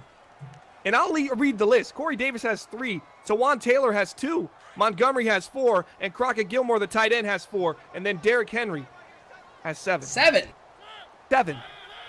Just interesting. 2nd and 10. That's a scouting tip, right? Yeah, they're setting out the screen pass for Derrick Henry, and Pittsburgh was prepared for their 2nd screen of the game as they bring down Henry for a loss of 2 on the play. Going to bring up a 3rd and 12, and this is the danger zone for the Titans, Bomber. This is when Marcus Mariota gets a little loose with the arm, down 7-0, and starts trying to get 30 on the play, and it ends up going the other way. Let's see what he decides to do as he comes out shotgun formation. 3 wide receivers, 2 to the right, 1 over to the left side. and it's going to be a play action pass here on 3rd and 12. Looking down the field, and he looks for the comeback route on the left side, and what a nice route run by Corey Davis. That is such a tough route to get the timing on, and Corey Davis ran it beautifully on the outside. It's a first down for the Titans at the 39-yard line. That's a bread and butter staple play of the Tennessee Titans. Actually one that they haven't really stolen from anyone. It's a play action. They got double action coming over the middle of the field, and then if Corey Davis is one-on-one coverage, and he's got, if he's even, we're leaving, and they do a deep comeback, but down goes Mariota, user sack. And I said Mariota, but that's Mariota. Bud Dupree, nice sack right there. Great play by Bud Dupree, who's been phenomenal this season for the Steelers after a mediocre start to this Madden cycle. You've seen the Pittsburgh Steelers, they appear to be pretty aggressive on this drive throughout the first quarter. You're not seeing a whole lot of hard counts by the Titans, though, and they've gotten some free rushers up the middle now. 2nd and 19 for the Tennessee Titans. Ball on the 48-yard line. Play action pass for Marcus Mariota. Looking, and he's going to try to get all that. That's a bad pass. That's a bad one the entire way. It's picked off by the Steelers. And this one is going to be taken up to the 30-yard line. Ganther with the pick. Forney was there too. You can tell it was bad from when Mariota let it go. And again, you get in a 2nd and long, and Marcus Mariota tries to get everything back and more, and it ends up going the other way. Yeah, I saw where he was looking. Right when the linebacker released on that post route, that's when the pass should have been made. He waited, and then threw the ball into an open space, but it wasn't open no more because he can't throw a post versus a cover 3. Interception by the Steelers defense. And then Le'Veon Bell trying to get outside. Nice job there, tripping him up in the backfield. Going to bring him down for a 2-yard loss. Going to bring up a 2nd and 12. Again, folks, we appreciate each and every one of you tuning in. This is NBL Live, second half of our doubleheader. We got the Titans and the Steelers on tap. I'm OSU. I'm hanging out with my man, Bomber. It doesn't stop here. Again, every game of the playoffs broadcast here on the network at twitch.tv/NBL Network. It's going to be absolutely crazy as we get down to our Super Bowl on Saturday. Yeah, absolutely. This is going to be a wild finish on NBL Season 29. We have a lot of teams that could win, and we haven't even seen the undefeated going for the first time ever. Perfect season, and I'm not talking 16-0. We've had that happen 4 times. 5 times now. We're looking for the perfect season to win in the playoffs without losing a game all regular season and postseason. It's never been done in the NBL, but the Los Angeles Chargers have an opportunity to do history, make history, and they already have one NBL Super Bowl champion. They're in the Champions Club. I think they could get it done. Well, that Chargers team is great. It's absolutely great. Everybody doubts them as the Titans are actually going to get a stop on 3rd down and get the ball back. Everybody doubts this team because they are a little one-dimensional. You don't really know. Carson Wentz, if he's forced to throw the ball, we've seen the Chargers struggle. But by seeing the Chargers struggle, we mean they haven't lost a game yet. And with Melvin Gordon, that offensive line, I find it hard to count that they haven't lost a game, and they won the division last season. They had that first place division schedule, Bomber, and they didn't falter once. It is so hard to go undefeated in the NBL. Yeah, it is. I kind of wish they would have got the monkey off their back and just took the loss early in the season or middle of the season or towards the end, just to not have it, because it is a lot of pressure and it does start weighing on you. And I'm telling you, it's a tough run to go undefeated throughout the entire season. Play action pass. Mariota looks over to the left side. He might be a little shook right now after that interception, as that one incomplete, not even close. Lucky that there wasn't anybody standing back there as he missed him by about 4 yards. Going to bring up a 2nd and 10 for the Tennessee Titans. They got to get back to what has gotten them here, which is Derrick Henry on the ground. Mariota not throwing it so much. As on 2nd and 10, it's going to be hand off to Derrick Henry. Counter play. He fits through a real tight window over there and gets up to the 25-yard line. Didn't see who got hurt on that play, but another 3rd down here forced by the Pittsburgh Steelers defense. Pricey in the Twitch chat. If you're watching live right now, go on over to twitch.tv/NBL Network. That's where all the NBL grid guys are at, our entire fan base, as we're interacting with them as it goes on. He says Sonny either loses in the first round or wins the Super Bowl. That's what Pricey says. And you can probably say that every year because he loses in the first round. Yeah, absolutely. So it's pretty obvious. 3rd and 7, throw underneath to Montgomery's going to have to make a play. And no, thank you, sir. No first down for you. 4th and 1, the Pittsburgh Steelers defense made a huge hit on Montgomery. And you notice the play that he ran, Texans double post, another stolen play from the Pittsburgh Steelers. We might start a mini-series called Get Me My Plays Back, and it's where the Pittsburgh Steelers fans over to the NBL Tennessee Titans fans headquarters, and they start looking for those plays that they stole from them, and they want them back. And it looks like, wow, they just lost Derrick Henry for the game.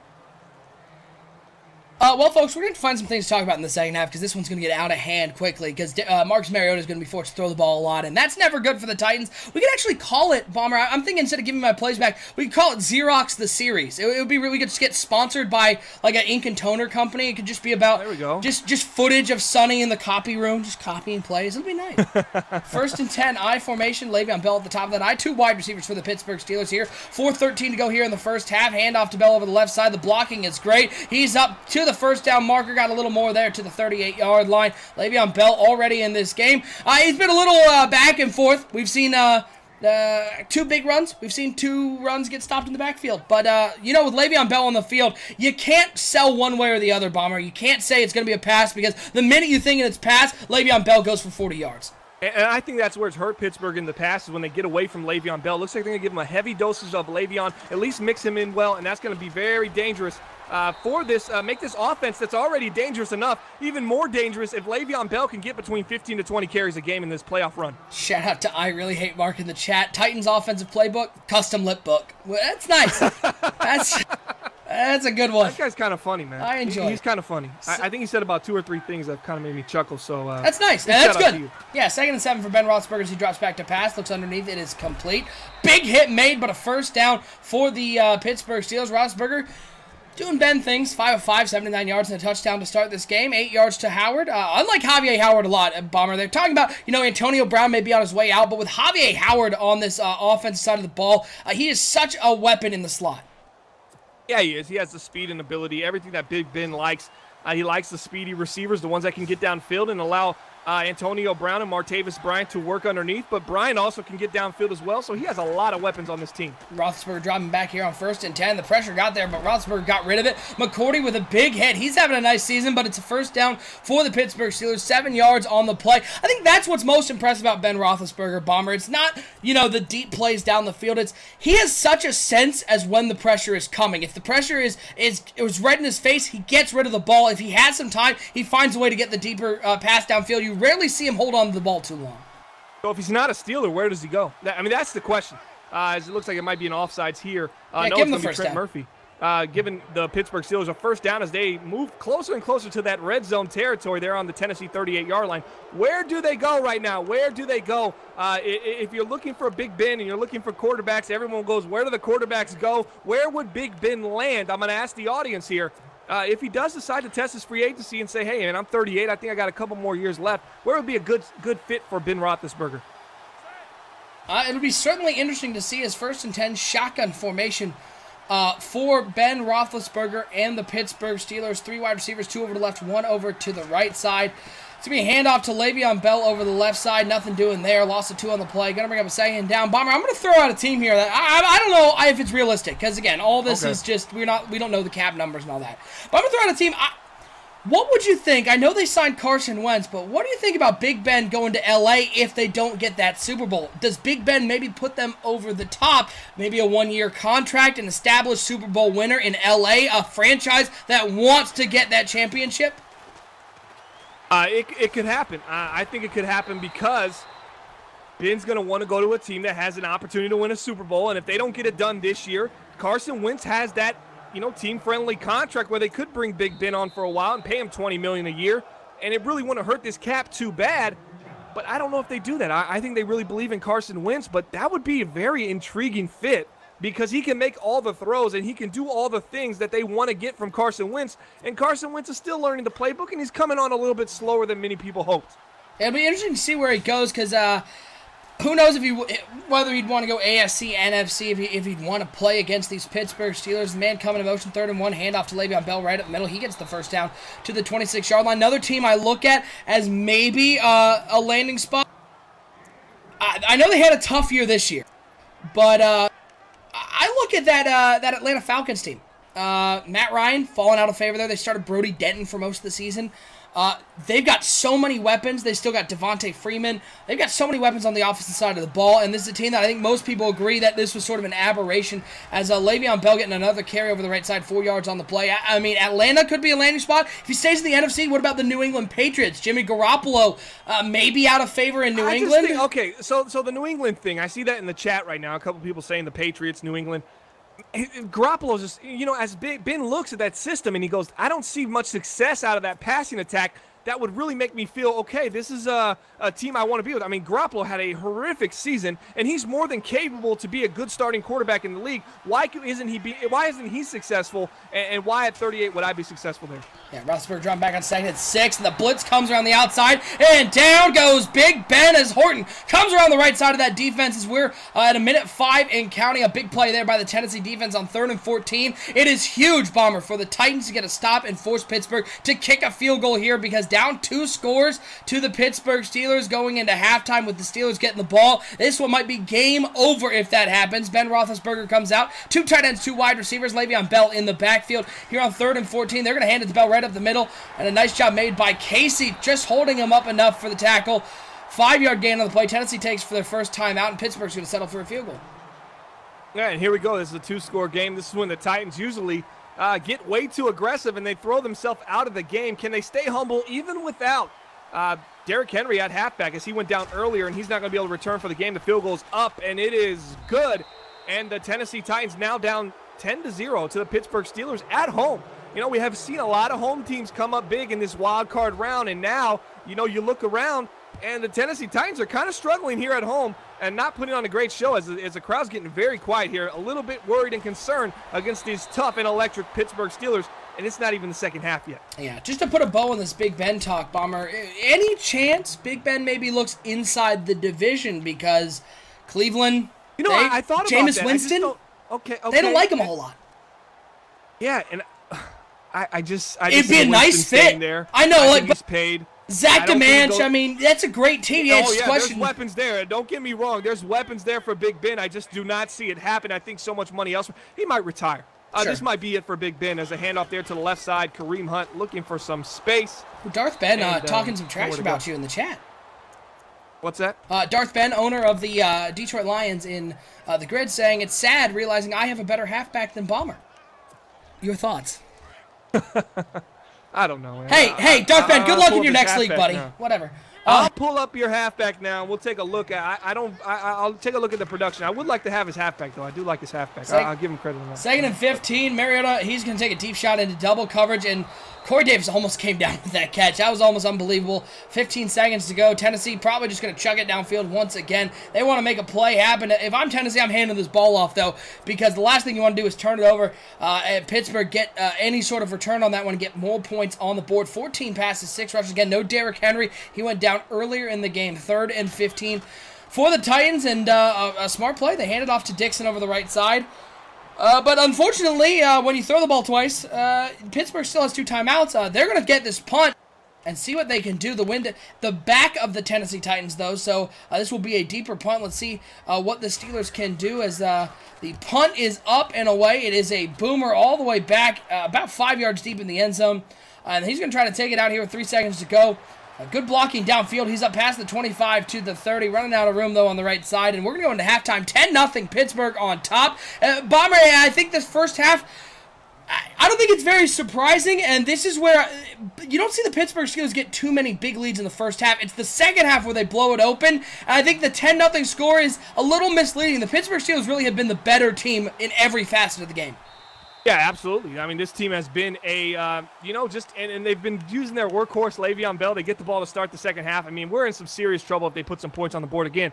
Quick rebuttal to Taylor Simpson, the halfback for the grid Detroit Lions. He was the 3rd overall pick in the first round. Yeah, I could have had a halfback if I had that pick too. I haven't had that pick. I mean, if I did, I would gladly draft a halfback. Deca says, I don't worry about halfbacks much. I ran for 1,000 yards, had 17 rushing touchdowns, which would put me in the top 11 in rushing. So, as far as touchdowns goes, I got 19 of them. So, kill that. Anybody else? Also, by the way, them up. I'd like to point out it's tough talking trash to Bomber with all the trophies when you're sitting at 1-14 in the grid. I'm just saying. Oh, it's tough. No, I like Darth Ben. I like him too. Player. I'm just saying. Transfer him over to the NBL. I would gladly do it. I would love him in my division. I'm just saying. He was the third. He was the 3rd overall pick. I can't get it. I'm having to pick late, and I just can't go halfback in late in the first round. I love you, Darth Ben. That is a wide open Martavis Bryant, and he is going. Goodbye, Martavis Bryant. He's going all the way. Touchdown, Steelers. 77 yards. How do you leave? Martavis Martavis Bryant, that open on the outside. The Steelers score, and this one's been blown open by the Pittsburgh Steelers. All right, that's it. I'm calling Pricey right now. Pricey, if you're watching, pick up the phone. We're calling him. We're getting his thoughts right now on the second half Steelers. Okay, we 't do it. I need the on-the-phone graphic.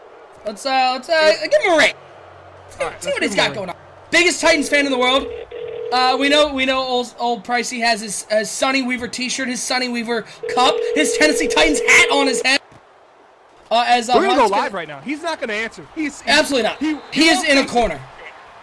Yeah, look at I don't want to give his number out. Let's see, he didn't answer. He's scared.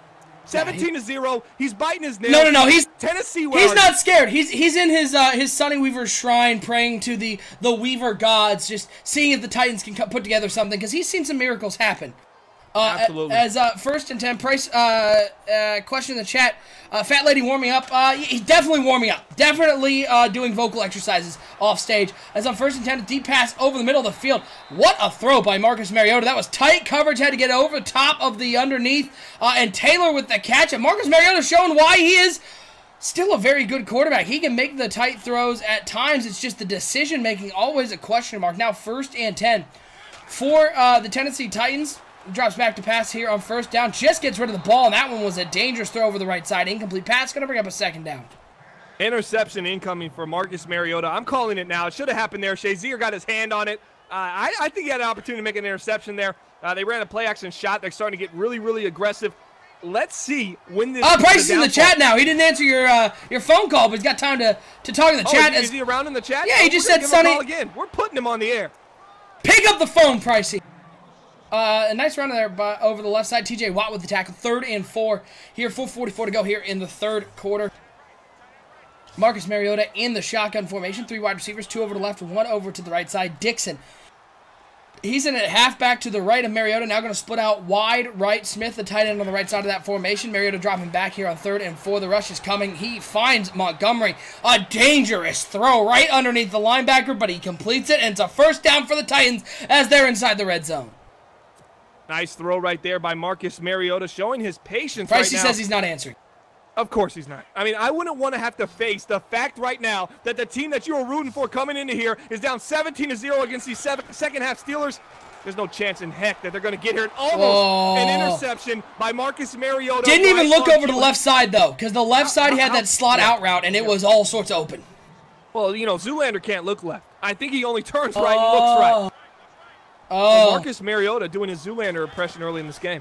A handoff on 2nd and 10 to Hunt. Oh, what a move there, and Hunt's got some room, and Hunt's gonna find the end zone. No Derrick Henry, no problem for the Titans. 18 yards to the house, and they're back in the ball game as they score. The question in the chat, will Sonny put points on the board? The answer is yes, as Hunt gets into the end zone from 18 yards out. It's a 17-7 ball game. The Razorback, 5'10", 196, 94 speed, 92 excel. Brian Hunt, he only had 24 carries this year for 131 yards. That was 5.5 yards per carry. This is his 2nd touchdown on the season. He's a rookie, a late 3rd-round pick, Arkansas Razorback, only 21 years old. This kid's got some explosion, not much agility, but he does have some explosion, and man, he walked himself into his second career touchdown, and it comes in the playoffs. Maybe he could be the resurgence this team needs to kind of pull this miracle comeback off. Yeah, you know, if the Titans do pull off the comeback, Price is suddenly going to be blowing up your phone. He's going to be like, put me on the air! Put me on the air! Yeah, I'm not answering if that happens. He lost his chance. 1st and 10, I formation for the Steelers. Handoff to Le'Veon Bell over the left side. Look at him fight through traffic and get the first down at the 35-yard line. Bell got lost in the middle of all those big bodies and still found a way to get 10 yards on the play. Yeah, how he just stumbles and falls forward and stays on his feet. He truly is a remarkable halfback. Maybe the best in the game. I know Melvin Gordon had 2K, but the spectacular running ability from Le'Veon Bell, I mean, if you just judge it based upon your eye test, I know Melvin Gordon's going hard and he's getting all these yards, but Le'Veon Bell is just so explosive and he's just so talented. It truly is phenomenal. Roethlisberger tosses it underneath it. It's complete. He's going to get up to the 43-yard line, give him 8 yards on the play. 8 of 8, 171 and 2 touchdowns for Ben Roethlisberger. What else does he do? And while we got a second here in the third quarter, again, we'd like to thank everybody for tuning into NBL Live broadcast number 180. Well, what is this, 2? This one's 2? 182, 181 was earlier Vikings Saints. Saints defeated the Vikings. They're going to go on to play the Detroit Lions. And we have the Giants versus the Seahawks in the NFC.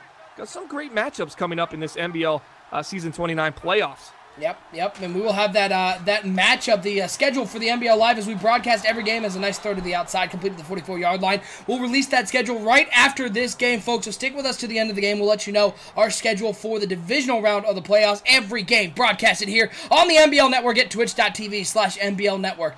Now, 1st and 10 for the Pittsburgh Steelers, 2 tight ends, 2 wide receivers for Big Ben and the Steelers. They've crossed midfield to the 44-yard line. It's going to be Roethlisberger dropping back to pass on 1st down, and he's going to take a deep shot to the left side, looking once again for Martavis Bryant, and why not? Another touchdown for Bryant, another touchdown for Roethlisberger. No problem. You can't go one-on-one with Martavis Bryant. Yeah, just over the top. It's just way too easy. Just can't match up. Stack Vendor in the chat of the on youtube.com/Madden Bomber League, he says, I feel like Sonny is banging his head on the wall over and over again. Well, Probably. yeah, I'd probably say so too, man. No, he's probably going to pop up in the chat right now and be like, you know. Actually, I wasn't banging my head on the wall. I was banging my fist on the table, thank you very much. I would never mess up this bald, glorious head, guys. Do you think he plays that Bobby Roode glorious music when he walks in rooms? Is that kind of I think it's like the Ric Flair, you know. Oh, it's done. Yeah, he's got the robes. Yeah, you know. Okay, gotcha. You got to put on the glorious robes when you got nothing up top. You got to distract from the shininess up here. 1st and 10 for the Tennessee Titans. 2 tight ends, 2 wide receivers for Marcus Mariota. 1st and 10, it's going to be hand off over the left side to Hunt. The blocking is great out there. He's got some room. He's got the 1st down and more. Give him 15, a nice juke move. Give him 20 yards up the play, up to the 45-yard line. This guy coming in for Derrick Henry. He's been impressive so far for the Titans. The run game has not suffered without big Derrick Henry.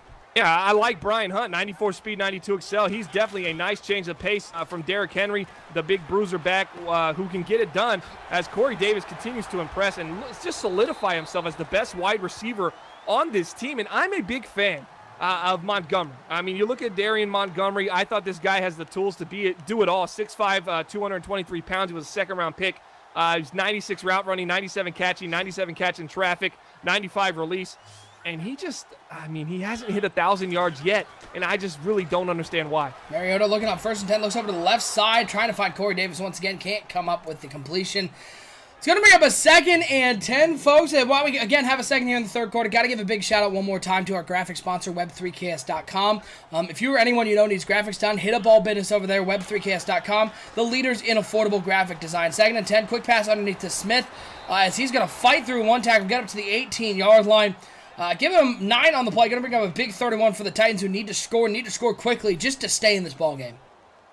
Yeah, they do. They need to score before the end of this 3rd just to stay down 2 scores, stay down 10 points. Even if they just walk away with a field goal, they're still only down 14. They're still mathematically in this game.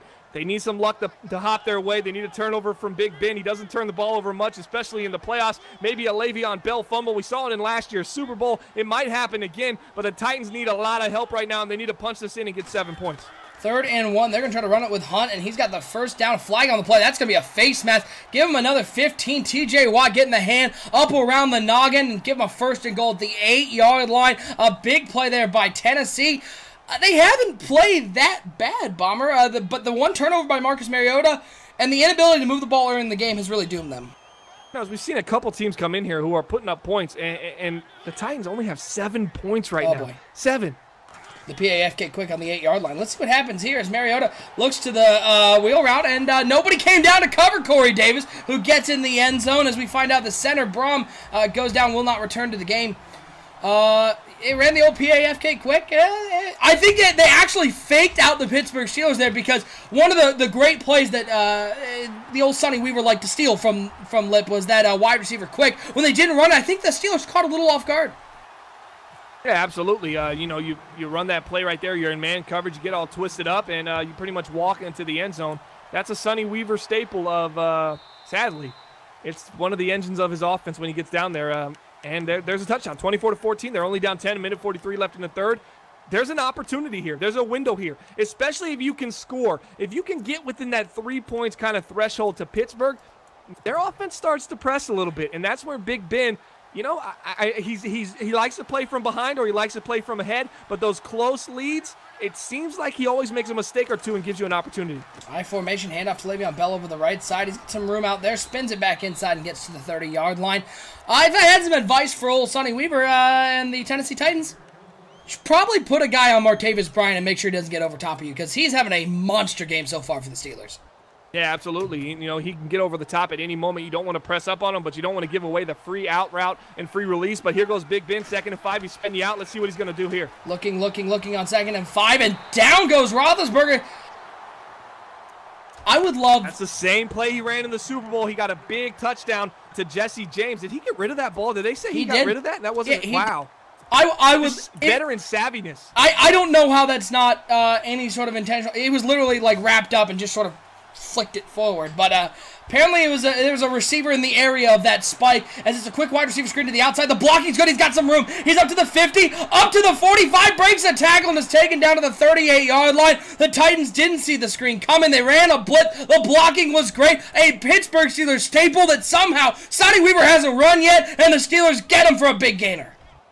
Yeah, nice screen right there. Nice throw, pitch and catch there. Ben Roethlisberger to the speedy Javier Howard, and he picks up an easy, that's just what he does. That's what Howard does. You know who we haven't seen much of right now? Antonio Brown. I don't think he's in the game. Here we go. Dropping back, looking over the middle. Jarrell Casey, another big hit, but Ben Roethlisberger gets rid of the ball. 11 for 13, 260 yards and 3 touchdowns. You're going to tell me that was a throw? And they're going to say that's a throw again. That's 2. So he's gotten out of 2 potential sacks right there. Just using his veteran savviness.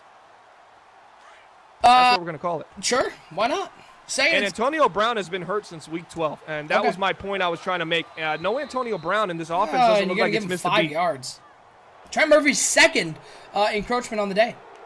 And you can't give this team free yards. I do go back to that wide receiver scrape, Bomber. I love that screenplay, because if you recognize it's man coverage, you got the corner out on the other side, which is just, it's a real nicely designed screen pass on 2nd and 5. It's Le'Veon Bell right up the middle, takes a big hit, but gets the first down at the 26-yard line. Those are the plays, if there's somebody to copy plays from, Lippy is one of those guys, because it seems like every play has a purpose in that playbook. There's no excess. You see a lot of guys with, 500 play playbooks, and they don't run 200 of them. In a game. Lip runs 250 plays in a game once. That is the record for But yes, that would have been impressive. That would have been absolutely impressive. There is plays that he runs that has multiple options. You run a screen play, and what do you want to do on a screen play? You want to give yourself an option in case that screen's not open. You don't just want to throw it away. So there's certain screen plays where you say, okay, it's got a built-in corner out here. Well, that's a man beater. Okay, so if it is man and they jump down and take the screen away, I got something over here to look for, and if I don't like that, I can continue to move, and yada, yada, yada. I can create something out of nothing, as opposed to just being at the mercy of that screenplay working and a cornerback not making a great play. And when you play a guy like, let's just say, Jalen Ramsey, a monster, he's jumping everything, you always have to have those built-in secondary routes, even on screenplays, to give your offense an opportunity to make another throw. Even Hop, he's such a great user, he will jump that. So you always have to have those built-in extra things to give yourself just another option, another outlet to get rid of the ball. Pittsburgh in control here, up 10 as we've hit the 4th quarter. They've got the ball on the 27-yard line. Ben Roethlisberger under center. Le'Veon Bell in the backfield, 2 wide receivers for the Steelers. As Roethlisberger drops back to pass on 2nd and 11, looks over to the left side. It is complete. Who else but Martavis Bryant? Another catch, another first down, as Big Ben having a Big Ben sort of day. 12 of 14, 277. Martavis Bryant has 4 catches for 167 yards. Fun fact, he's found the end zone 3 times. Yeah, he's dominating out there, and I think the Titans have aggressive everything on, and the Steelers, I couldn't even tell.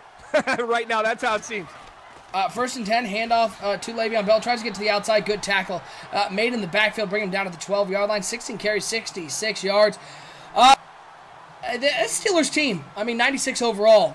I think they're proving why they're a 96 overall team. It just seems like there's no weakness on this team. Yeah, it's almost effortless with this team. They can beat you in so many different ways, and you almost have to get lucky. They lost the Super Bowl last year on a fumble at the end of the game where they could have went on a game-winning drive and won the game.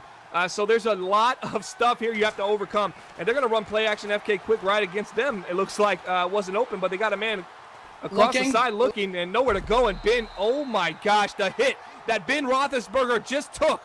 That could have ended his career. That could have been a career-ender hit right there for Ben Roethlisberger, but he pops right back up and he's fine. Man, it's just impressive how great and strong Big Ben is, especially come playoff time. Yeah, that was Darren Anuma. We haven't called his name all game long, but he is a fantastic player for this Tennessee Titans defense.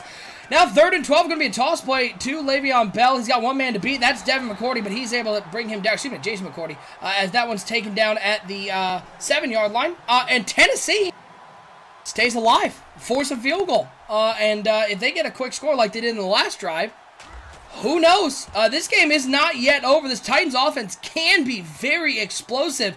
They're just going to have to find a way to stop the Pittsburgh Steelers. If they're able to score, they're going to have to find a way to stop them and get no points on the drive. But the Titans are going to get the ball back. Nice job holding inside the 10-yard line.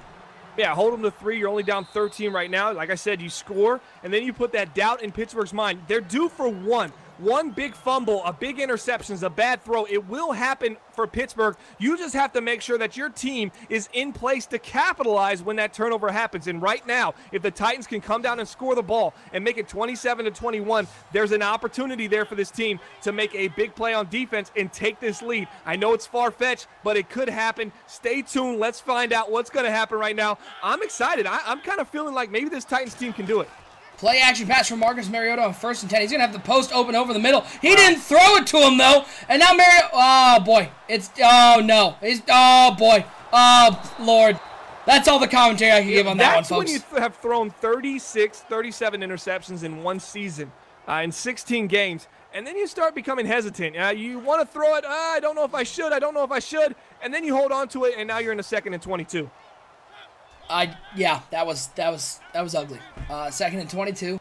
Once again, trying to call that screen, and the wide. Yeah, 100%. He's looking for one screen right now. Yeah. It's not there because the Steelers are pressed up, and he really just does not know what to do. Let's see. This might be an interception incoming. 8. Wow, they count that a catch? How was that a catch? It was out of bounds, and I don't even think he held on to it. Well, I'd challenge that if I was Pittsburgh. Did you see that? Did he hold on to that ball? I've lost my mind. I don't know what's happening anymore, guys. I don't know where I am. 3rd and 7. I've blacked out.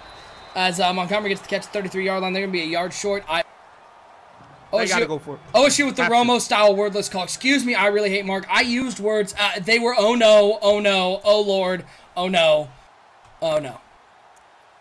So after that, after Marcus Mariota runs back, takes really bad sack, like guy who just learned to play Madden type sack, gets a catch on the outside.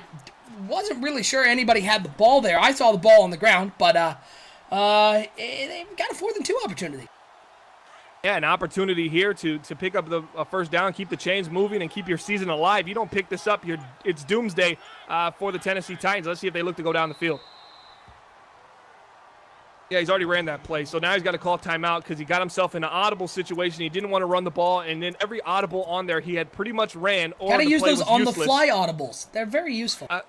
Absolutely, and here was an opportunity pass? there. 4th and 2. Here Are we they go. looking for a screen? I'm curious. Let's 4th and 2. Let's see if they go back to it. They're backed off the line. Nah, it's just, yeah, they're audibling to the old stick play.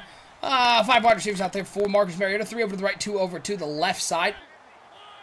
Let's see what the Tennessee Titans is. They audible once again here on 4th and 2. Mariota dropping back to pass on 4th down. Quick throw on the little hitch route on the inside. A little sit route. Nice throw there by Mariota. Nice first down for the Titans. They convert a 4th down, 3:17 to go, and they've used one of their precious timeouts. They're going to be wanting that bad boy back if they do find a way to find the end zone against this Steelers defense. Once again, 5 wide receivers for Marcus Mariota. 3 wide receivers to the right, 2 to the left. So he drops back to pass on 1st and 10.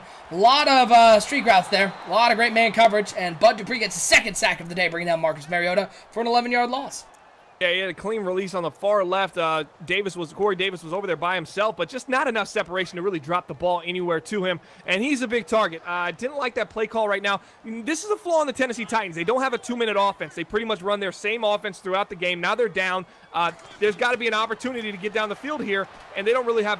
They're not very comfortable running these plays. Oh, lordy, lordy, Lou. He knew right where he was going. It's picked off by the Steelers, and that's going to seal this bad boy, as that was a big play by Davis in the back of that defense. The fake screen, the verts, and a great job of reading the quarterback's eyes, and Davis gets the pick, and it's going to be a party time in Pittsburgh, and hashtag one and done Weaver still alive and well in Tennessee. Well, there might be a party in Tennessee, too. I mean, they're almost creating some kind of live branding. Oh, boy. Oh, boy. Yeah, and that's going to do it for the game. But that game's over. All right, so we got the Steelers beating the Titans, the Saints beating the Vikings today. Broadcast 181-182. What are we going to say on that final game, player of the game? Where are we going with? I mean, it's Martavis Bryant. 3 touchdowns. Absolutely. I mean, Martavis Bryant was fantastic. Ben Roethlisberger did Ben Roethlisberger thing. Who jiggled the... Unfortunate ending, but it was pretty much over anyways. It's always nice if you're gonna have a Madden DC bomber. It's always nice when it's at the end of a game that's already over. Because we've had way too many in the middle. Steelers had that game. It's in the bag. I don't think there's really any disputing that. Maybe a mock back for 2 minutes if the pride of Sonny Weaver takes over. But that game was essentially over with and done. We'll see what happens. They're gonna mock that back, but yeah, the game's over. We're gonna go with Martavis Bryant though. Martavis Bryant, player of the game, broadcast number 182. Hop, if you're listening, get on those graphics, player of the game. They're on 365.maddenbomberleague.com. That's where you can find all of them. He's doing 180, 181 right now, and 182 for us. And that's going to do it. Do we have the upcoming schedule? We do. Again, you can check out all of our NBL Live player of the games on our website, 365.maddenbomberleague.com. Also, apply to the NBL if you're interested in joining the NBL. You can apply there on 365.maddenbomberleague.com. Oh boy, I figured this was coming. So we're going to throw out this schedule here. We'll post this on our Twitter, at Bomber League. Give us a follow there. You can hit that subscribe button also as well so you know each and every time we go live. Let me give you the schedule for the upcoming divisional round playoffs tomorrow night, Tuesday, 7 o'clock Eastern time. We've got the Browns and the Patriots head-to-head. We're going with another doubleheader. Because at 9 o'clock on Tuesday, we're going to have the Giants and the Seahawks. So back-to-back doubleheaders. Broadcasting doubleheader tomorrow, too? Hey, Bomber, did you like that? Did you like that call? Because we got another doubleheader on Wednesday. Wednesday at 7 o'clock Eastern. I'm all for that one. Well, Wednesday at 7 o'clock, Chargers versus Steelers. That's going to be a great matchup here on NBL Live. 7 o'clock Eastern time here on the network. And Wednesday at 9 o'clock, we've got Lions versus Saints. Your Detroit Lions. Tomorrow night, OSU and Bomber on the call. On Wednesday night, it'll be myself and Sonny on the call. Back-to-back doubleheader. That's 3 straight doubleheaders, and that doesn't count that Friday night. We'll have our conference championship doubleheader, AFC and NFC championship, all leading up to the Super Bowl. We've got a big announcement on that Super Bowl that we'll have hopefully ready for tomorrow night's doubleheader, but non-stop action here on the network. Non-stop doubleheaders, games galore, Bomber. It's going to get crazy here going down to the playoffs. Absolutely. I'm really excited, guys. Make sure you tune in. Hit that like button. Hit that subscribe button. If you're on YouTube, you know what to do. Twitch, hit that sub button. It's only $4.99. If you have Amazon Prime, it's free. You get 1 sub per month, and all the proceeds go to us giving back to our subscribers through drawings, giveaways, tournaments, etc., etc. The EA Access tournament coming up, our subscribers are going to get first dibs on who they get to play. They're going to get to pick their opponent, OSU. That's going to be a big perk if you're a subscriber in the NBL for the NBL Network on Twitch. You get to pick your opponent in the first round. That's going to be huge, man. That's going to be give you a little bit of an advantage. So there's a lot of perks that come with subscribing to our network, so you want to make sure you do that right now if you can. If you can scramble, go check your couch. You might have $4.99 in your couch right now. But that's all I got for us today. Hey, there's that back-to-back games, and just like that. Big shout out to our very own Bananas and the Bleacher Report team. Just set us over this beautiful bracket graphic so you can see the matchups that are coming up. Again, Chargers, Steelers, probably the matchup everybody's looking forward to. But don't sleep on that Giants Seahawks matchup. That's gonna be a great game here on NBL Live. Again, doubleheader tomorrow night, starting at 7 o'clock Eastern time. Then a doubleheader on Wednesday night, starting at 7 o'clock Eastern time. You don't want to miss it. Hit that subscribe button, but that's going to do it for us tonight, folks. We appreciate you tuning in to both games here on NBL Live. For my co-host, Bomber the Commish himself, I'm OSU. Once again, the Pittsburgh Steelers move on to the second round. We'll see you tomorrow night. Doubleheader divisional round action right here on NBL Live.